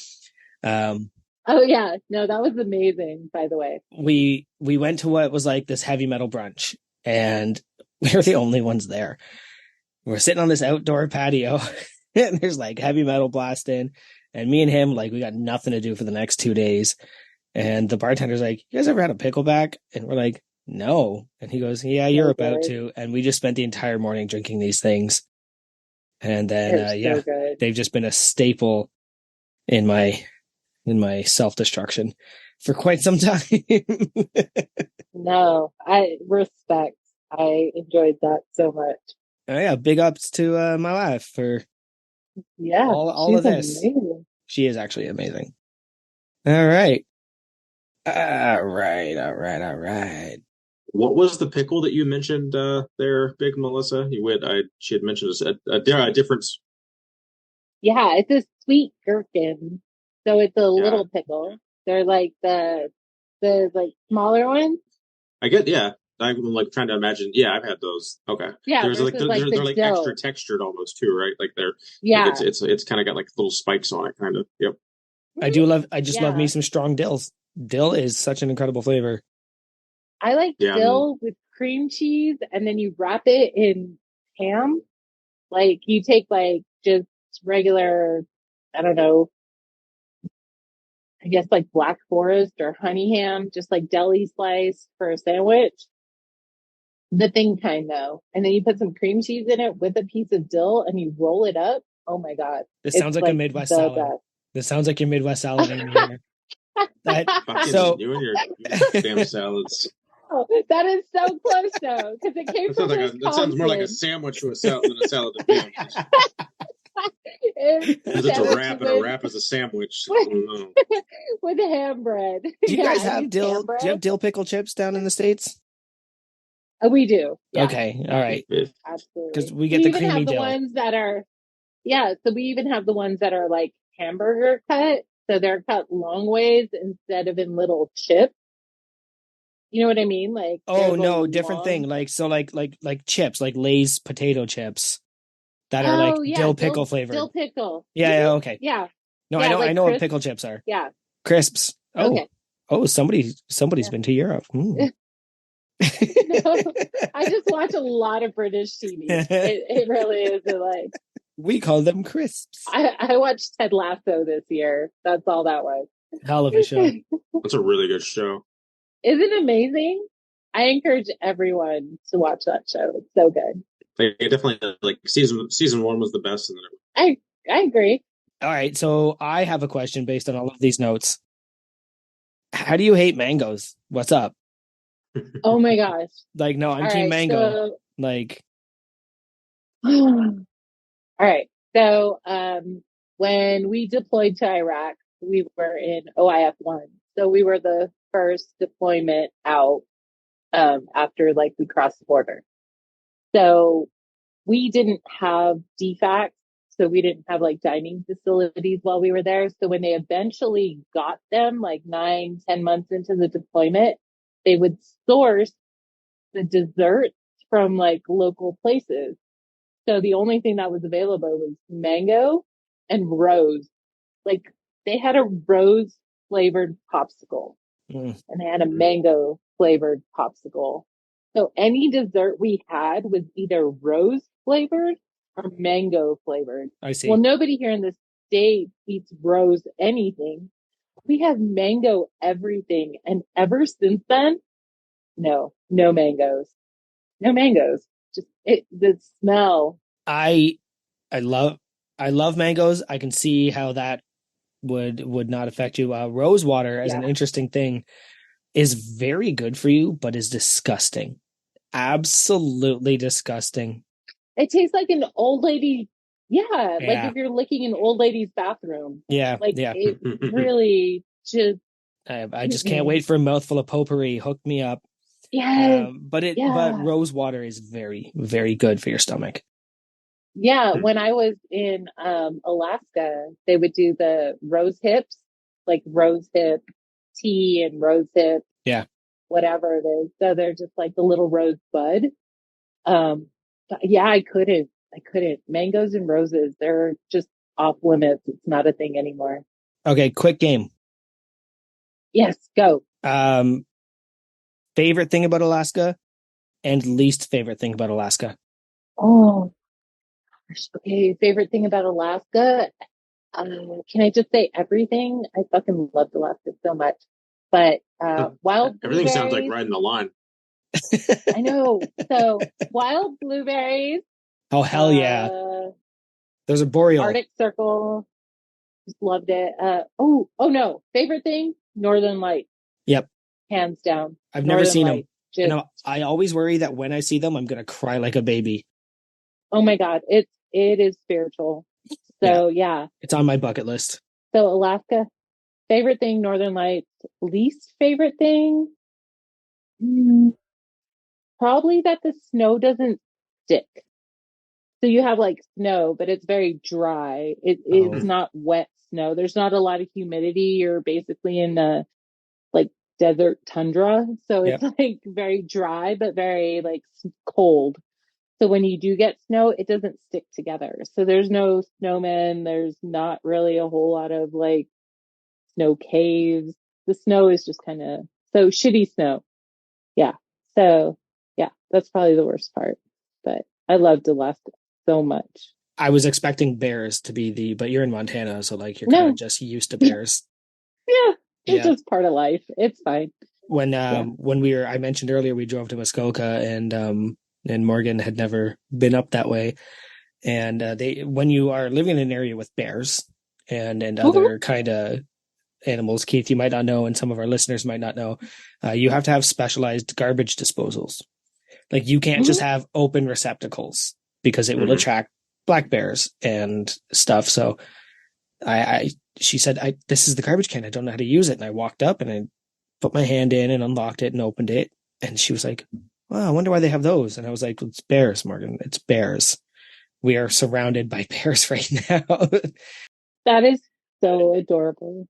I mean, I love it so if you've much. never been a part of it, you wouldn't know. No, I wouldn't know unless I had traveled to exactly. BC because you're walking through Banff and you're walking past a garbage can and you're like, why does that look like that? And then you look down and you see the cougar or the bear tracks next to the garbage can and you're like, oh, that's why that's like that.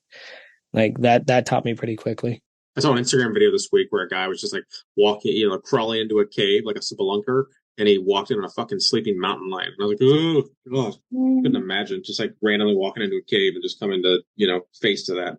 Most of the times, by the time you've seen a mountain lion, you're it might not I wouldn't say it's too late because like they're afraid of Uh-huh. you. Mountain lions are just big, small cats. No, I totally would say it's too late. So mountain lions are super. I mean, they're mega predators. Like up here anyway. Like it is way worse. Yeah, do they go after humans out there? Because they don't do it. It's not common up here. It's not common, but Mhm. when it happens, like it's definitely detrimental. Like Yeah. you're not getting away with a couple of scratches. Like Well, yeah, if you're in a cave with one, you're boned. But that's what I mean. So like but no, yeah. I love the fact we were talking about this too, because I live in a very touristy area. We live right by Glacier National Park, which is a big park, like bucket list park in the United States. And so we do get people from all over, and sometimes like the locals complain about, the tourists. And we were talking about it and I was just like, but can you imagine what it's like to not live around this kind of nature? Like mhm. living in a city, growing up in a city, like not knowing that like this kind of nature abounds. Cause yeah, there's some tourist stuff that happens that we're like, how did you get here from there? Like there was a lady who bought bear spray and then proceeded to spray her children down with bear spray. But Did she think it was bear repellent? yes, so like mosquito spray. Outstanding. That had to hurt the fucking kids. That's got to be Yeah, like super, yeah, corrosive. it's Oh, wow. bad. If you've ever like been around bear spray, it's like straight up assaulting your children. Like she could have been like legally Yeah. charged with like fucking Yes. neglect or some kind of like assault. Wow. Yeah, and Fucking moron. I'm sure there was a yes, but also like it happens because people aren't raised around Mhm. nature. Like there are literally people that have no idea what it's like. And then being from here and being like, oh, that's like you just you don't even it doesn't even register that somebody wouldn't know that. If you happen to be scrolling on TikTok, and now that we're talking about it, I'm sure it will come up. People taking selfies with bison. Oh yeah. Yeah. Yeah. You ever want to see some dummies get messed up? Watch them go Oh up my close to gosh. a herd of bison and just get Yeah. utterly demolished. And I've said it before on the podcast. I'm not afraid of any animals, but I know when to give somebody some room. Yeah. Like, He's definitely the guy that you want to give room to. yeah, It's the same thing like when I lived in Alaska, moose. Like yeah, everybody's like, oh, moose. Moose are aggressive. they are Moose awful. are mean. Yep. They are not nice critters to just like hang out with. Like, yeah. So my kids were on the school bus one time and they literally had to go down to the next stop because there was a moose at their bus stop. So they couldn't let the kids off. Mm-hmm. Like they just can't.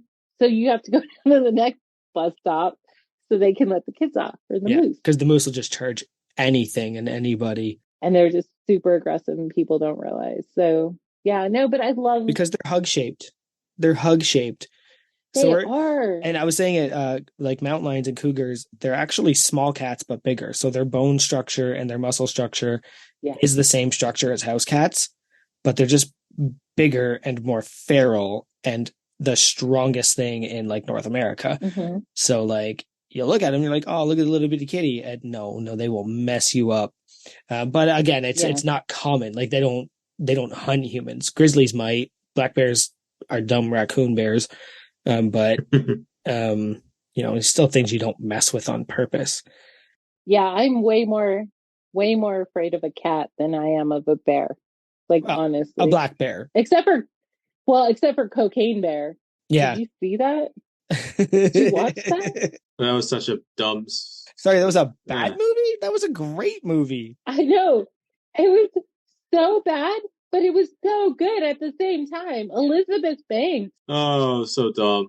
I have a hard time consuming some of the dumb stuff. Yeah, I didn't know Elizabeth Banks is the one who directed it. But that was based on a true story. Do you hate reality? Yeah, I watched some of the I read some of the Wikipedia stuff on it. I was like, oh, that's interesting. But speaking of, has someone seen it? I got a quick since I know you lived in Alaska for a certain. Yep, has she seen it? Northern Exposure. No, I have seen it, but I haven't seen enough of it to get like more than maybe a couple episodes in. It wasn't a thing. Yeah, it's like late 80s, early 90s show. People aren't familiar. And it's like one of the few like really, really popular shows that isn't on like a streaming service today for like new generations to find it. So that's like very frustrating for as a fan of the show. I'm not even sure I know it.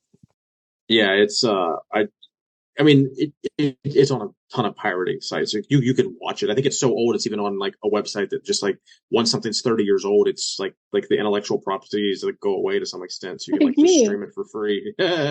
Yeah, most masters.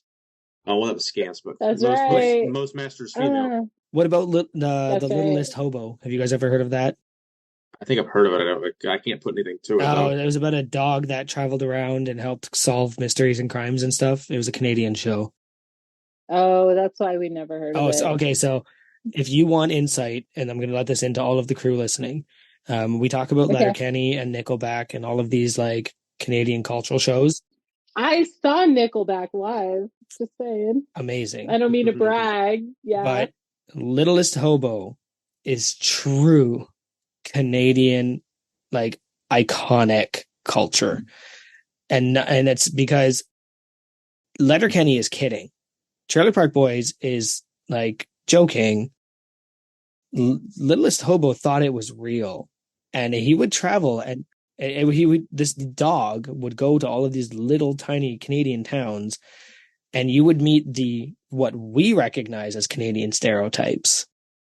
And it's fantastic. Like everybody's wearing denim. Like, you're meeting the Canadian rednecks that are up in Timmins and stuff like that. Like you're meeting all of these. Anyway, I when you say Northern Exposure, I thought of that because it is that style of show that once it went off the air, it went away. It went into syndication on like the Christian television network, and nobody else picked it up. You can't find it on any streaming sites, but it remains a Canadian classic. Oh, that brought up so many things. Okay, so one, Caillou. Did you ever watch Caillou? Uh-huh. I It hate was Caillou. that PBS. Okay, Yeah, all so right. that's a Canadian Everybody show hates too. Caillou. Yeah. It is. So that is my exposure to Canadian cartoons. Like, everybody hates Caillou. Little whiny baby and the parents just give in to every whim. Not a great reflection of Canadian culture. glad to get your take on Caillou because I couldn't stand him either. I don't know what was going on with PBS, but I was like, bro, we gotta get some different programming. Let's get Thomas the Train on here. Yeah. We banned Caillou in the house, and we banned Coco Melon. No Coco Melon allowed up here. Oh, yeah. I do remember that. Yeah. Coco Melon. And then so you're talking about. Go ahead. Nope. I was just gonna complain about Coco Melon, so you have a point. I don't. No, you were talking about Canadian stereotypes. So you're talking about the Canadian tuxedo with all the denim. Also, can I get your take on oh my gosh. Oh, I just lost it. It was like totally there, now it's totally gone. Aw. It'll come back. Let's just keep going. Joey, did you ever watch the show Due South? I see it when you brought up Northern Exposure. I thought you were talking about Due South. Yeah, Due South. So like that brings me up to Mounties. Are all Canadian police officers Mounties, or no. Is that like the Mounties are the Royal Canadian Mounted Police. I have to do this without getting political, but they are essentially just the federal form of government who I don't even know how to describe them. They might even be similar to the MPs. Like, would you say that they're military police? Like, if you had to compare the two, yeah, like that's what they act as. So, like right now in Ontario, the Integrity Commissioner has challenged our premier, who would be, I think, like your governor. And because the governor controls the provincial police, the RCMP is going to step in and take over. So they would be like the federal police. I feel like they're kind of like our National Guard. So they're not really like MPs where they're like the military. So military police is over the military units. Okay, so like the Army, Navy, Marine Corps.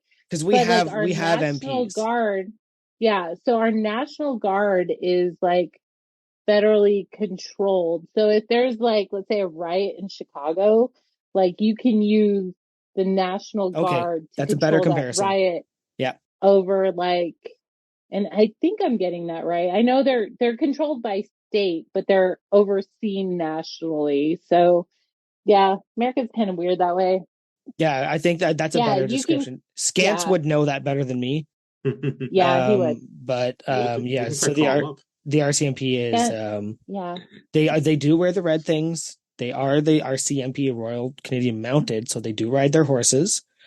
And then they should be relatively feared in most scenarios. If they show up, then stuff's gone sideways.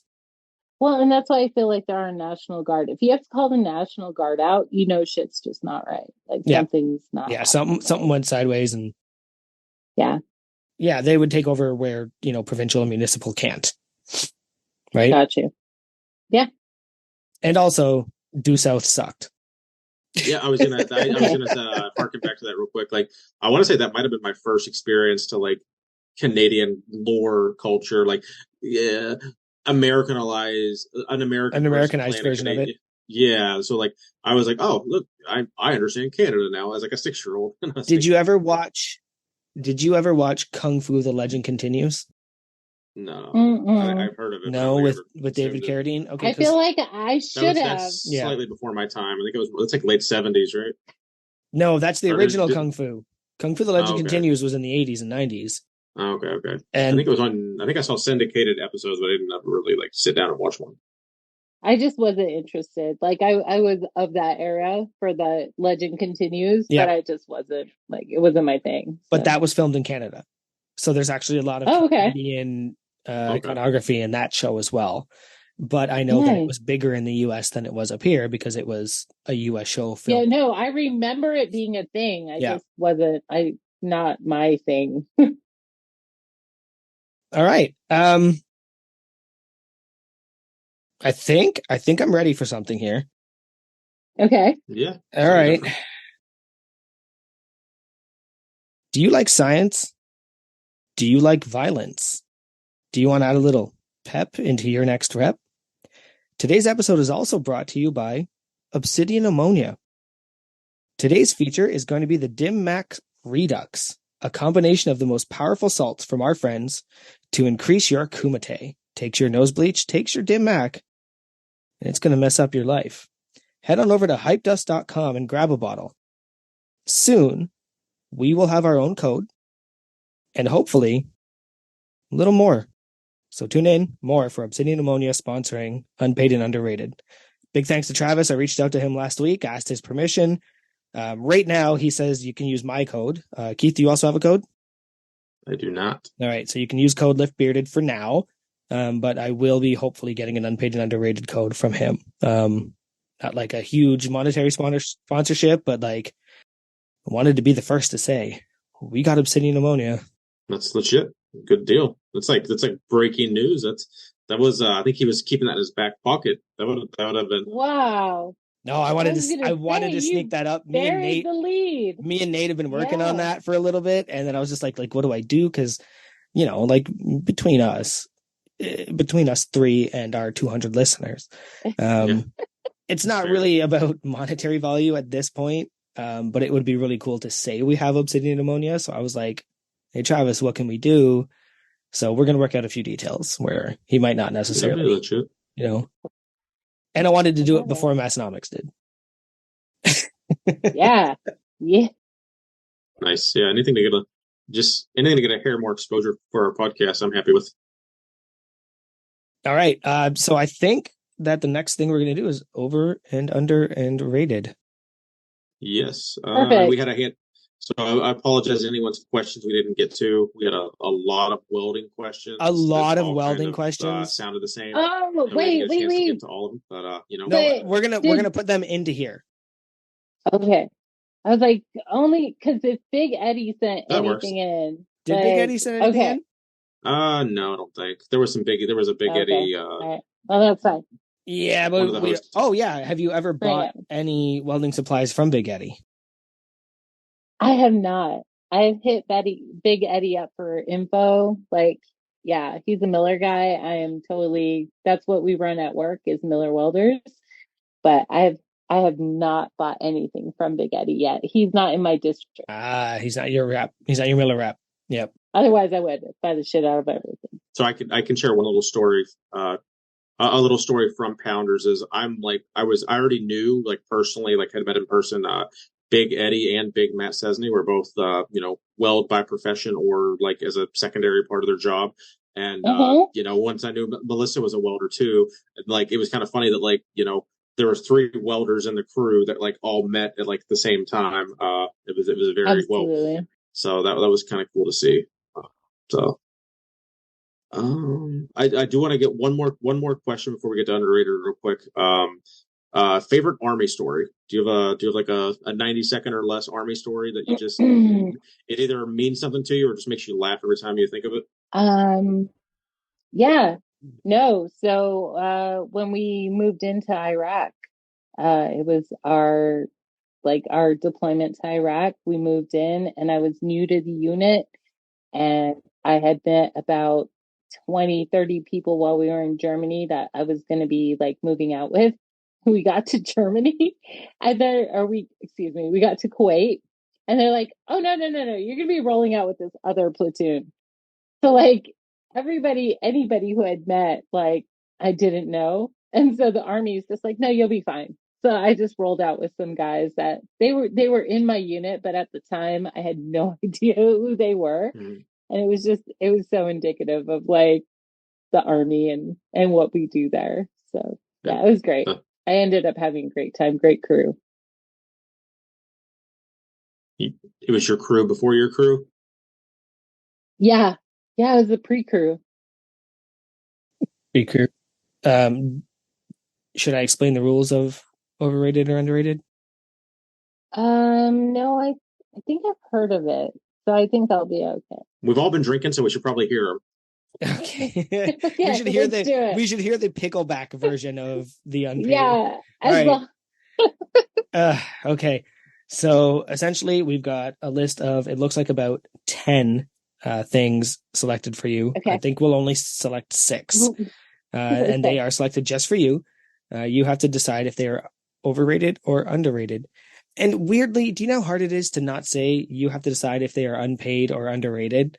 Like, do you know how them. hard it is to not do that every time? I feel like we should do that every time. That sounds like a new game. We'll just take overrated, underrated, and make it unpaid, underrated. Unpaid. I do like Yeah. that. Actually, yeah, you might have spent that might could have be a spent some new wheels game. there. Yeah. But essentially, you have to decide. You can't ride the line. You can only ride one horse with one ass. You have your hands up. I know. I was just gonna ask that. Could I ride more than one horse with my one ass? Just the one. Okay. All right. Let's go. I've got the 3, and I hope you don't hate them. All right. Unpaid or underrated? Ska music. Oh, underrated. It is underrated. Ska music is it makes you happy and angry all at the same time. Like it attacks like social issues and has horns. Like it is all of that. Mighty Mighty Boss Tones. I can go on for days. I Ska is definitely underrated.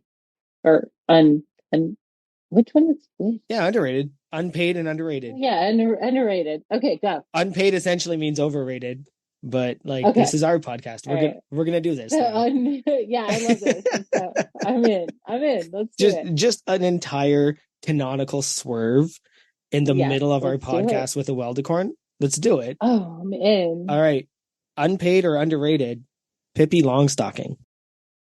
Oh, unpaid. Fuck that bitch. Just because you have freckles and red hair does not mean you can fly around and have like a talking horse or whatever she did. Tell Yeah, me about it. that was years of trauma. Like, Oh, yeah, I'm so happy I could bring that thank up. you. Yeah. Oh, you got me started. Okay. Now, Go. have you seen what she did as an adult though? Like the girl, the girl that like played her as a kid. What she Wasn't was she a famous cartoon? for. No, what did she do? She there was a so like the woman she's like a 45-year-old 50-year-old woman now. Mhm.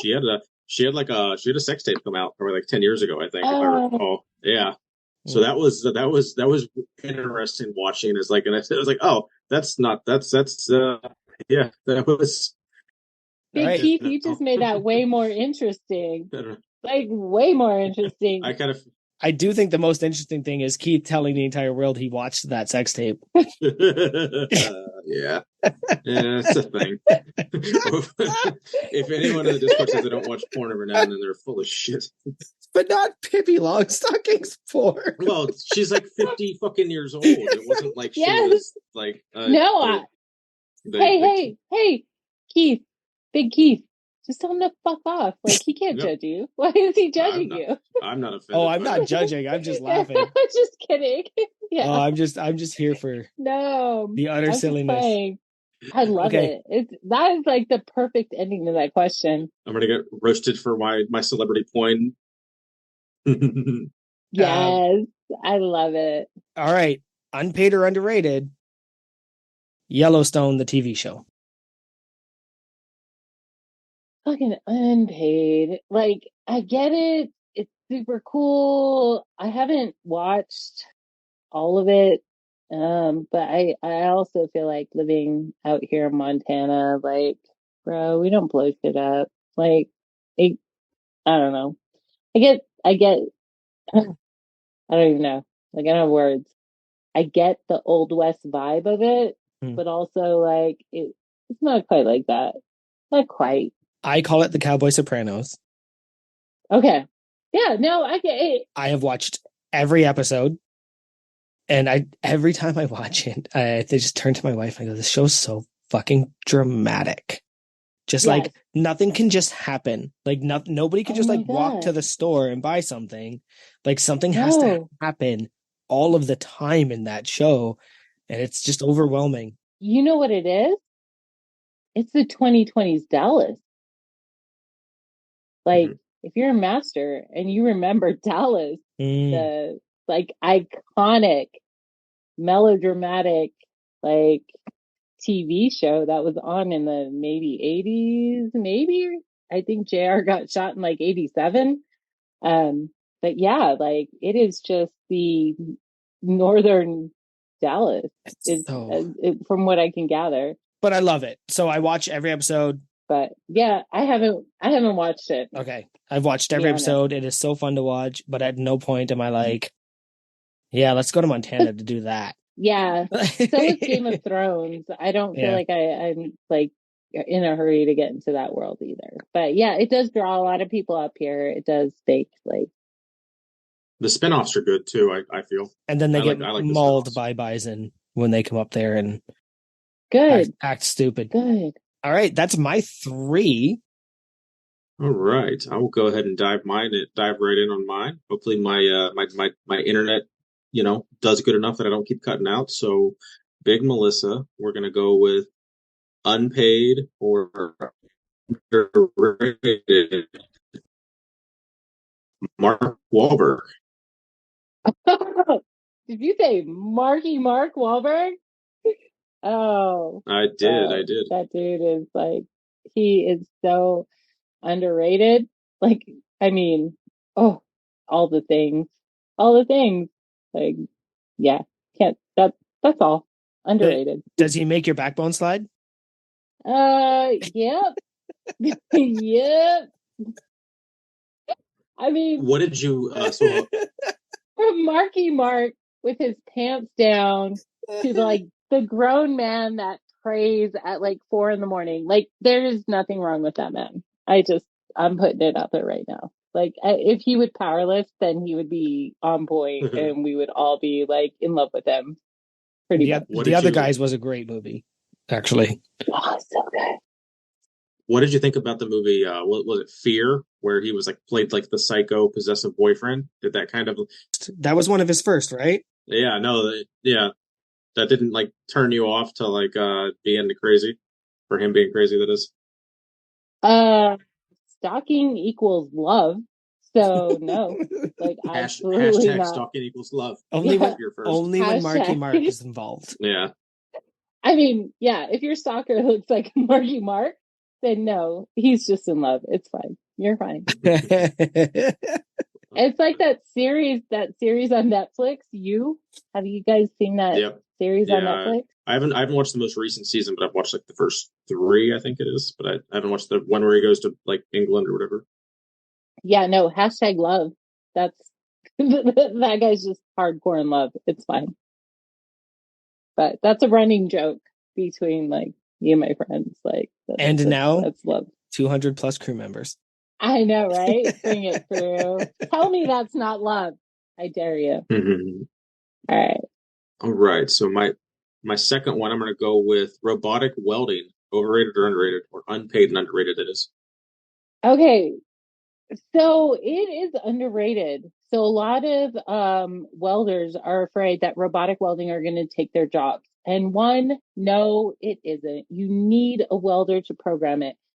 Robotic welding is not to the point where it's like AI, where it can decide for itself the rate of travel, the direction of travel, the angle of the work angle. It cannot decide how hot the temperatures have to be set on the actual like welder itself. The I mean, the wire feed speed, it cannot detect all that. It has to be set by a welder. And so it has to be a welder that knows how to weld. Robotic welding has made me a better welder. I run a Ooh. cobot, which is a collaborative robot. And if I didn't know how to weld, I have to tell that robot exactly which way to attack it, how to get at it, how hard. Like if I didn't know how to weld, I wouldn't be able to transmit that information to the robot. So you have to know how to weld. It's not taking welders' jobs, it's taking the boring shit out of welders' lives. Hell And yeah. I get really fired up because a lot of people are just like, oh, it's going to come take our jobs. No, with the workforce declining the way it is and skilled welders not being available the way they used to be, it is just going to help us as Americans manufacture more products in America where we can contribute to our own economy. So, yeah, no, totally, totally underrated. Nice. I love that. I love that in-depth answer for sure. I think a lot of people that asked, like I had a couple people ask that similar question to that, so it was kind of nice to get your perspective on that. So I got a few more to pick from, but I think I think I gotta narrow my sights on this one. So your last one for the unpaid and underrated game will be Montana Max. Montana Max. Mm, I'm not really familiar with Montana. I'm not either. So let's just I googled it and it looked like a restaurant or something or I don't know. So let's move. Okay, No, so not up scratch where that I'm one. at. Maybe it was Okay, something. Uh, I can forget it. Let's go. I don't. Yeah, I don't. Maybe it's the lottery or something. I'm honestly not sure. Um, so let's go with Jazzercise instead. Fucking Jazzercise. underrated. Have you ever done that? I did it in Alaska. It was on accident. Don't get me wrong. This was not a life choice. There was a strength and training class that was offered by my college. And because I had extra credits available because my GI Bill, it was a whole thing. I took this strength and training class. It turned out to be jazzercise. That shit's hard. Like it's hard Yeah. and it's really fun. Like we like Is it like a is it basically like a hit class, which is like one of those 90-minute or like 60-minute kind of classes where you just like do cardio mixed with like some lifting stuff, or is it all like is it like more of a dance thing because of the jazz? yeah, so it's kind of like Zumba. Okay, so that makes more sense. Yeah, my wife did Zumba for a long time, so Yeah, so it's more like Zumba, where it's like, yeah, like Zumba was a thing, but the precursor to Zumba was jazzercise, and they used to gotcha, have gotcha, like gotcha. jazzercise, like locations, like kind of like curves, where it was like Hmm. mostly women, and you would go in, and there was a, but yeah, you have to learn the routines, and like it's really hard. I had no idea. And I ended up falling in love with it. I joined the local jazzercise club. Like it was great. Nice. Now, is that the one that blew up in the '80s, right? Like, or was that something like different, where like they wear Yeah. little leotards and stuff? Oh yeah. Leotards, leg warmers. Okay, because there's a show on I can't think of the name. I can't think of the name of the show, but there's a show with this. It's like the central theme is that for the life of me I can't think of it. It's an Apple TV show where Yes. they Yes. I've pretend seen like it. she like created Jazzercise basically. I just can't think of what. Like I Yeah. watch it. I just I don't have Apple anymore. So I almost started watching that too, actually. yeah, I can't think of the name of it Yeah. though. Damn it. Fit something? No, I'm looking it up right now because I see the ad for it every time, but I haven't watched it yet because I've been watching like It's weird. Like I I caught I up on Ted Lasso. I struggle watching it because the main character has an eating disorder, and that like it's close home to me. So it's kind of Mm, it's hard for me to yeah. watch that sometimes. It's like oh, it like opens up a can of worms every time like she indulges in Yeah. that behavior. So, but yeah, jazzercise, very healthy. So Physical. It's called yeah, physical. physical. Yeah, so it's good. Like it's like it's in your wheelhouse. So it's a comedy drama kind of thing. Yeah. It's But decent. it's So yeah. definitely like jazzercise. Jazzercise was so good. It was so much fun. And then of course most of the ladies had been there since 1980 whatever when it came out. So they had a good 10, 20 years on me. And so I was like the young chick. Like it was great. It was fun. Yeah. Well, we have some good news for you. You did pass over, underrated and Yes. I can't butcher the name of Ah, the one. unpaid and underrated. Unpaid and You underrated. passed our game that I can't remember the name of. So that was worth all the marbles, and you did great. And we're going to hand it over to you. We're going to hand you the reins for some guest questions. Ask the host as you see fit. Yeah, it's great. So, real quick, first thing, uh, what did you think of the last Massonomics episode? Death, depth before dishonor. She got us. She got us on her own That's segment. just that's awesome that we literally screwed up She's been taking our general notes. topics. No, no, you didn't. So, No, yeah, you didn't. Nobody screwed up anything. That's my first question. That's Is awesome. what do you think of the last Massonomics episode? I really enjoyed them talking about their gym. Like they have there's like a whatever it was like 10,000 square foot gym. I enjoyed them talking about their gym. Like that was crazy, and all like the powerlifting equipment and the strongman equipment. I'm not. I mean, I know their brand and everything. I don't think I have anything from them, but it was really cool. I'll probably go on my way to like look at their website and maybe buy something now just because they're kind of in the family. So overall, if I had to pick, if I had to put a number on it, we'll go ahead and give it 5 out of 5 JDs. I actually enjoyed, interestingly, having two guests at the same time who are clearly in tune. And I do enjoy how that's out of the element of the other hosts. But like it was just so fun. And like, when she didn't know something, she would ask him but it just was really fun to hear. So I'm going to go ahead and give it a 5. I know it's the highest rating I've ever given anything, but we're going 5 JD Power Associates in this one. Right, right. Yeah, I totally dig it. I really, really had a good time listening to it. And honestly, like the last part where she brought up that women were like, "Oh, I don't want to look like you." Yeah. And her response was like, "Good, because you can't." Because you won't. You won't. I love that. Like, yep. my gosh, like her Took me owning 10 it. years to get here. Right, like her owning her like physique and just yeah, the way they talked to each other, they were partners. Yeah, definitely for me, I would have to go, yeah, five JDs all day. So yeah, I really enjoyed the episode. I've heard of Depth Before Dishonor, Meg Squats. I mentioned her before. She had a bunch of their stuff like early on. I used to watch her a lot when I first started out lifting. So it's kind of nice that it kind of came full circle for me. All right. And so the next thing, I came up with this little game. Oh, here we go. It's Ooh. totally unique. Never been done before. It's called Either or. And it is not just because my 15 and 17-year-old pointed out that it is not Would You Rather. It is not the game. It is not the game. Would you rather? I had to set them straight yesterday. I made this up all on my own.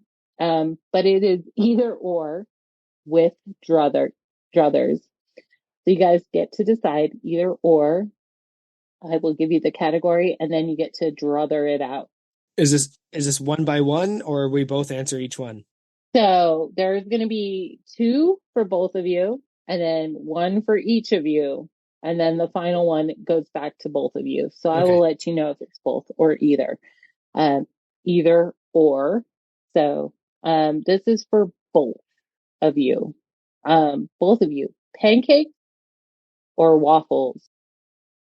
Pancakes. Protein pancakes in particular. With real maple syrup. Because you're from Canada and there is like a whole black, like, what is it? A black market.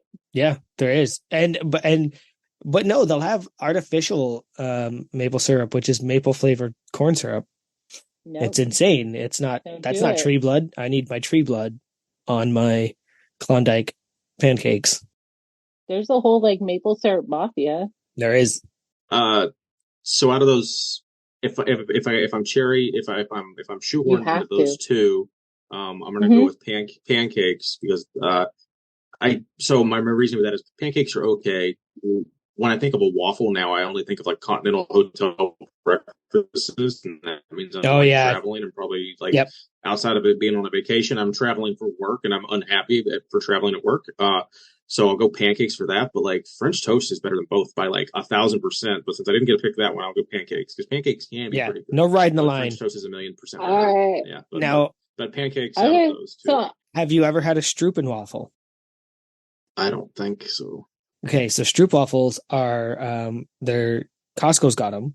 So they're little dried cookie looking things. Okay, they're in the shape yeah. of waffles, and the idea is that they're very sweet, they're very flaky, but if you put them on your coffee in the morning, they get hot and steamed, and they're Mm. amazing. So if you ever see a Stroopwafel out in the world, go ahead and try it with your morning coffee. It might change your life. Hmm. And they're a Dutch thing.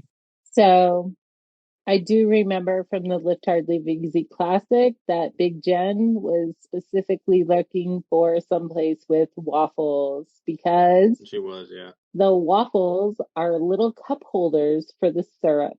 And that made me so happy. Yes. That's true. Like, I love that so much. So, yeah. But harkening back to episode 256 with Stan and Efferding, it did come up that French toast was an option over pancakes or waffles.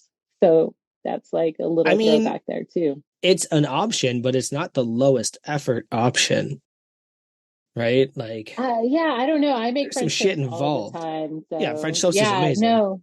but Yeah, but anyway. yeah, for sure. That's your druthers. So the next one, either or, a T-Rex. If you could be one, okay, this is, mind you, you are this thing. T-Rex or a Velociraptor. Is this for both of us? Yeah, both of you. T-Rex or Velociraptor. Keith, you're up. You're up first this time. Uh, fuck. I guess, but T-Rex because I can work in a team when I need to, but I prefer working alone. 1,000% of the time, like Mm. I can excel in a team effort or a team atmosphere, but if I'm by myself, like, well, because like I'm basing this all off Jurassic Park, where like the T-Rex is by himself and the Velociraptors work in like prides and packs, if you will. So like I would rather be by myself than be in a group. So T-Rex, fucking short and shit, but I guess technically you might be able to bench more though, because if your lockout is just that 3 inch range of motion, I could probably bench like 4,000 pounds as a T-Rex. So yeah, T-Rex 100%, no question. I would say Velociraptor just because I'm actually a small dude and it's easier to like be fast and nimble. I used to be very agile, and so I would say Velociraptor for that reason. Sweet. Good answers. I love it. All right. This is where we get specific. Big Keith, this is for you. Yep, All right. Ready? So you got yep. either home gym with a ton of room and all the equipment, but you get no friends, no music, and it's in a shed, a la like mostly squat videos, Matt. Like in a shed. You're not a basement dweller anymore. You're out that. Or a public gym.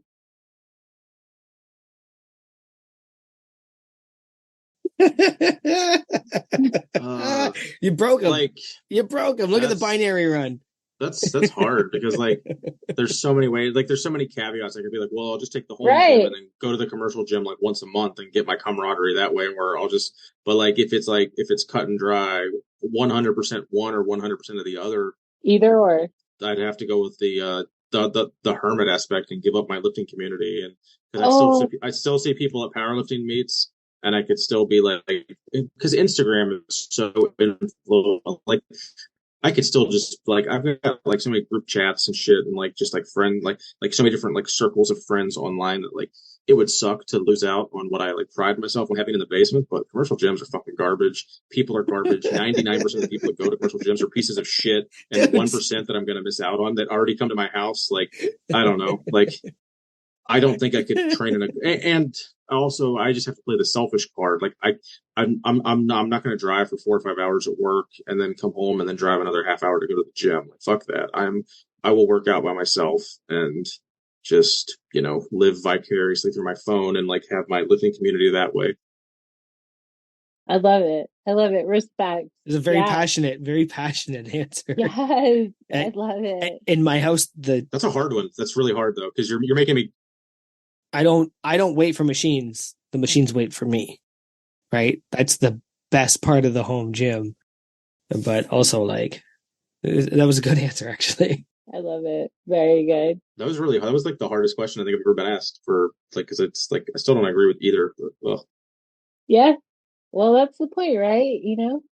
It was funny because you talked about public gyms being trash. So I train in a public gym, and like it's hilarious because Tanner and Tommy were talking about all the trash things about public gyms, like all the shittiest aspects. And I swear, like my gym hits every single one. Like, but there is a sense of pride in training in such a shitty gym. Like there's a sense of pride where I'm just like, yeah, but also I'm making gains in the worst possible conditions. So like it's fun to hear your like I know how much of a gym enthusiast like home gym enthusiast you are. So it's really fun to hear your perspective as well. Knowing that I train in like the shittiest public gym. The only good thing is like everybody knows it. So like the only other people that train there are like 80-year-old men and women. It's fine. It's fine. All right. Big Joey, this one is for you. Hit me. All right. So you get to choose between cigars, Mm-hmm. Cuban only, or Yager, never to ask what's in a can again. So you can do straight cigars or straight Yager. What are we doing? Do you mean Yager? I'm confused. So I have to choose between Yager. Cuban cigars and Yeah. what? Yager. Yager, but like you can only drink Yager. So like your Yager sponsorship, your Yager lifting team, and you never get to ask what's in a can again. So it's like Yager Or Cuban or cigars? Cuban cigars. Oh, I'm going with Yager. I hate Cuban cigars. That was an easy choice. Oh, damn it. I think I got that backwards. Damn it. I tried so hard. So If Canadians. if you had said So I'll do Canadian, that one again. okay. Is that what it is? If you had said Damn Canadian it. or Dominican Got cigars, that might have been a harder backwards. choice because I do love Yager. But interesting point. I don't have an addictive personality. So I can give up cigars at any time. I have during the summer, I'll have one a day, two a day, never more than two a day. But then I can give it up for weeks on end. Yager, I can't keep in the house because I will drink every single drop. So, damn it. yeah, choosing between those two, it's going to be Yager over Cuban cigars. But if it was Yager over Dominican cigars and I could only have one or the other for the rest of my life, that's a harder decision. Okay. Well, I'm coming back at you. The next time I'm on, I'm definitely coming, or I'll come after you in the Discord. It's fine. I'm going to figure this out. No, I'll help you out here. I'll help you out here. If it was between my favorite cigar, which is the Black Lotus Dominion cigar, which is a Dominican wrap, or Yager, I'd probably choose the cigar because I could give up the cigar faster than I could give up Yager. Yager will ruin my life. Cigars won't. So I think that's Damn it. yeah. Okay. I think that I'll direct that question a little better or a little Okay. differently, but absolutely, I would take those cigars over the Yager before I would take Mm. because yeah, I love Yager. I love Yager so much. I Yeah. buy black licorice so that I don't drink Yager all the time. I would drink. So I Really? have a Yeah, I Well, would. and see, I knew I had something with the Yager Yep. just because of the like lifting team and like, Yep. but I didn't know how to pit it against cigars. So I think that's where I failed on that one. I But would drink yeah. non-alcoholic Yager all day. Ooh, All day. damn it. Maybe I should have, yeah. You're making that easy. Like, yeah. Hmm.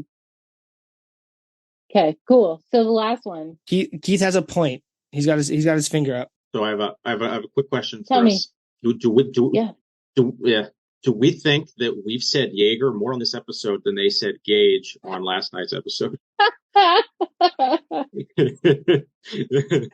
Oh, I can make that happen. 100%. Jaeger or Jaeger? Yeah, I was gonna say I'm gonna say Jaeger more than once.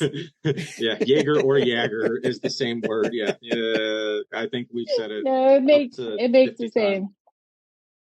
No, I actually happen to love that a whole lot. Okay, so my last either or for my very special game that is not Would You Rather. Either the host from the sister podcast whose name begins with T, or the other host from the sister podcast whose name begins with T. Mhm. In general, like, was there a you Yeah. gotta like put a scenario with it? With Oh, okay. So either oh gosh, I messed that one. because I don't like pitting our sisters against each other unless it's like in a funny manner. I think that actually, hold on. No. I have insight into this. Bring I it. think I see Okay. what's happening. Who do you think is the other host? Exactly. That was the point. But either pick Um, who's pick the better host. Pick the better either host. Like the point is that who's the other host. So yes, Joey. who's the other host? Like Yeah. when you hear that, when you hear one starts with the T, the other starts with the T, and one's the other one. Who's the other one? I'm gonna go with. So how do you pick? Well, I'm gonna go with Tyler.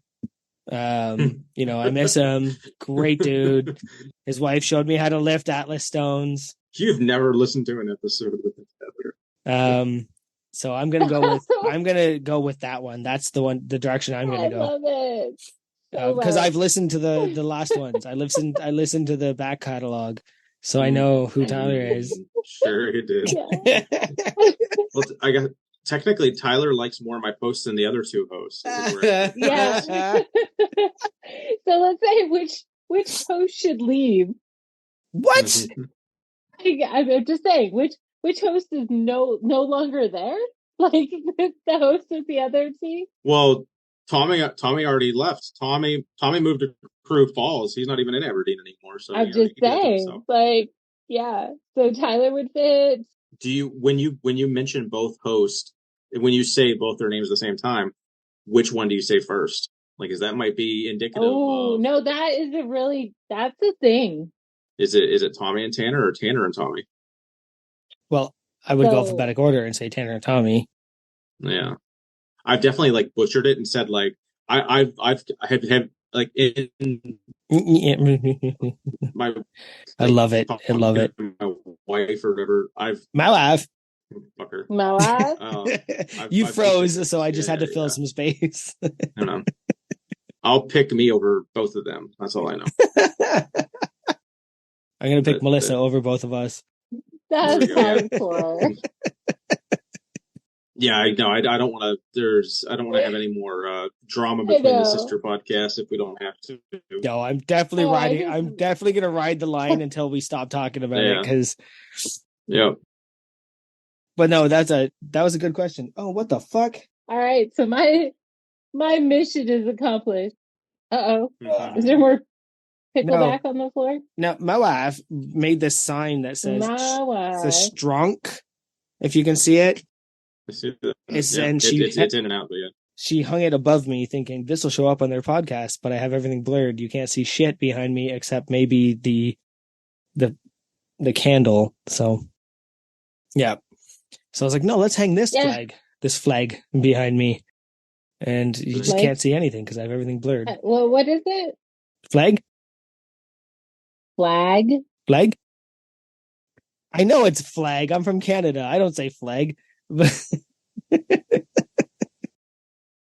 but we all apparently All right. say things funny. Yeah, it's true. Me too. I say y'all. Y'all is pretty common, Yeah, isn't it? Yeah, I'd say. it is. Mostly for the southern states, not really a northern thing. There's like yins but y'all's it's creeping in. It's all over now. It's because like Texas moved all over. It's When fine. you watch, if you watch Yellowstone, they have a Texas character, and one of the running jokes is that nobody can understand her. Mm-hmm. So if you happen to watch it, I think her name is Skeeter. Yeah. Yeah, if you get a chance to watch it, the way she says things, like she says bar instead of bear, and everybody gets all weird about it. Let me know your feelings on that, because like I will. I've never heard that accent out of Texas, but I'm also not from Texas, so there's parts maybe I don't know about. I think Rip even said she was like maybe West Texas. I think he even like derived that she was from like even like a subsect of Texas, Subsect. and Would you yeah, say she's from the old western, out in the old western town of El Paso? She doesn't talk like that. That's me. So I'm actually from El Paso. I know you mentioned it Oh. I grew up earlier, in El and that Paso. So song, like, yeah. stupidly, that song is in my workout playlist. Yeah, he goes Yeah, hard. He goes hard. That's like the first he outlaw does. country, like Yeah. entirely just telling stories of people getting shot and getting drunk and doing drugs. Marty Robbins, right? Yes. I was just gonna say that. There's actually a pool in El Paso. So like our public pools are named after like local celebrities, I guess, whatever. People who have done stuff. But there's Marty Robbins pool. Hell yeah, there So is. That's fantastic. yeah, there is. Yeah. Because we're in Texas. But yeah. All right. Is there anything else we want to cover? Just that I think you called her Skeeter, and it's Teeter. Teeter? Or what? It's not Yeah, Skeeter? it's Teeter. Yeah, well, Like teat. I got my skeeters on the mind. You got the Arnold best friend on the cartoon show, Arnold. Remember his name was Skeeter? Oh yeah, they did say that. They did say that on last week's episode. That's the first time that's the first time I thought about the TV show Doug in like 20 years, and that just made me chuckle. Doug and Skeeter. Yeah. Jeez. Yeah. Is that where that came? It's subconscious. It's in there. It was a good harken. It was a good harken. But also, that's just what I call mosquitoes some days. Damn skeeters.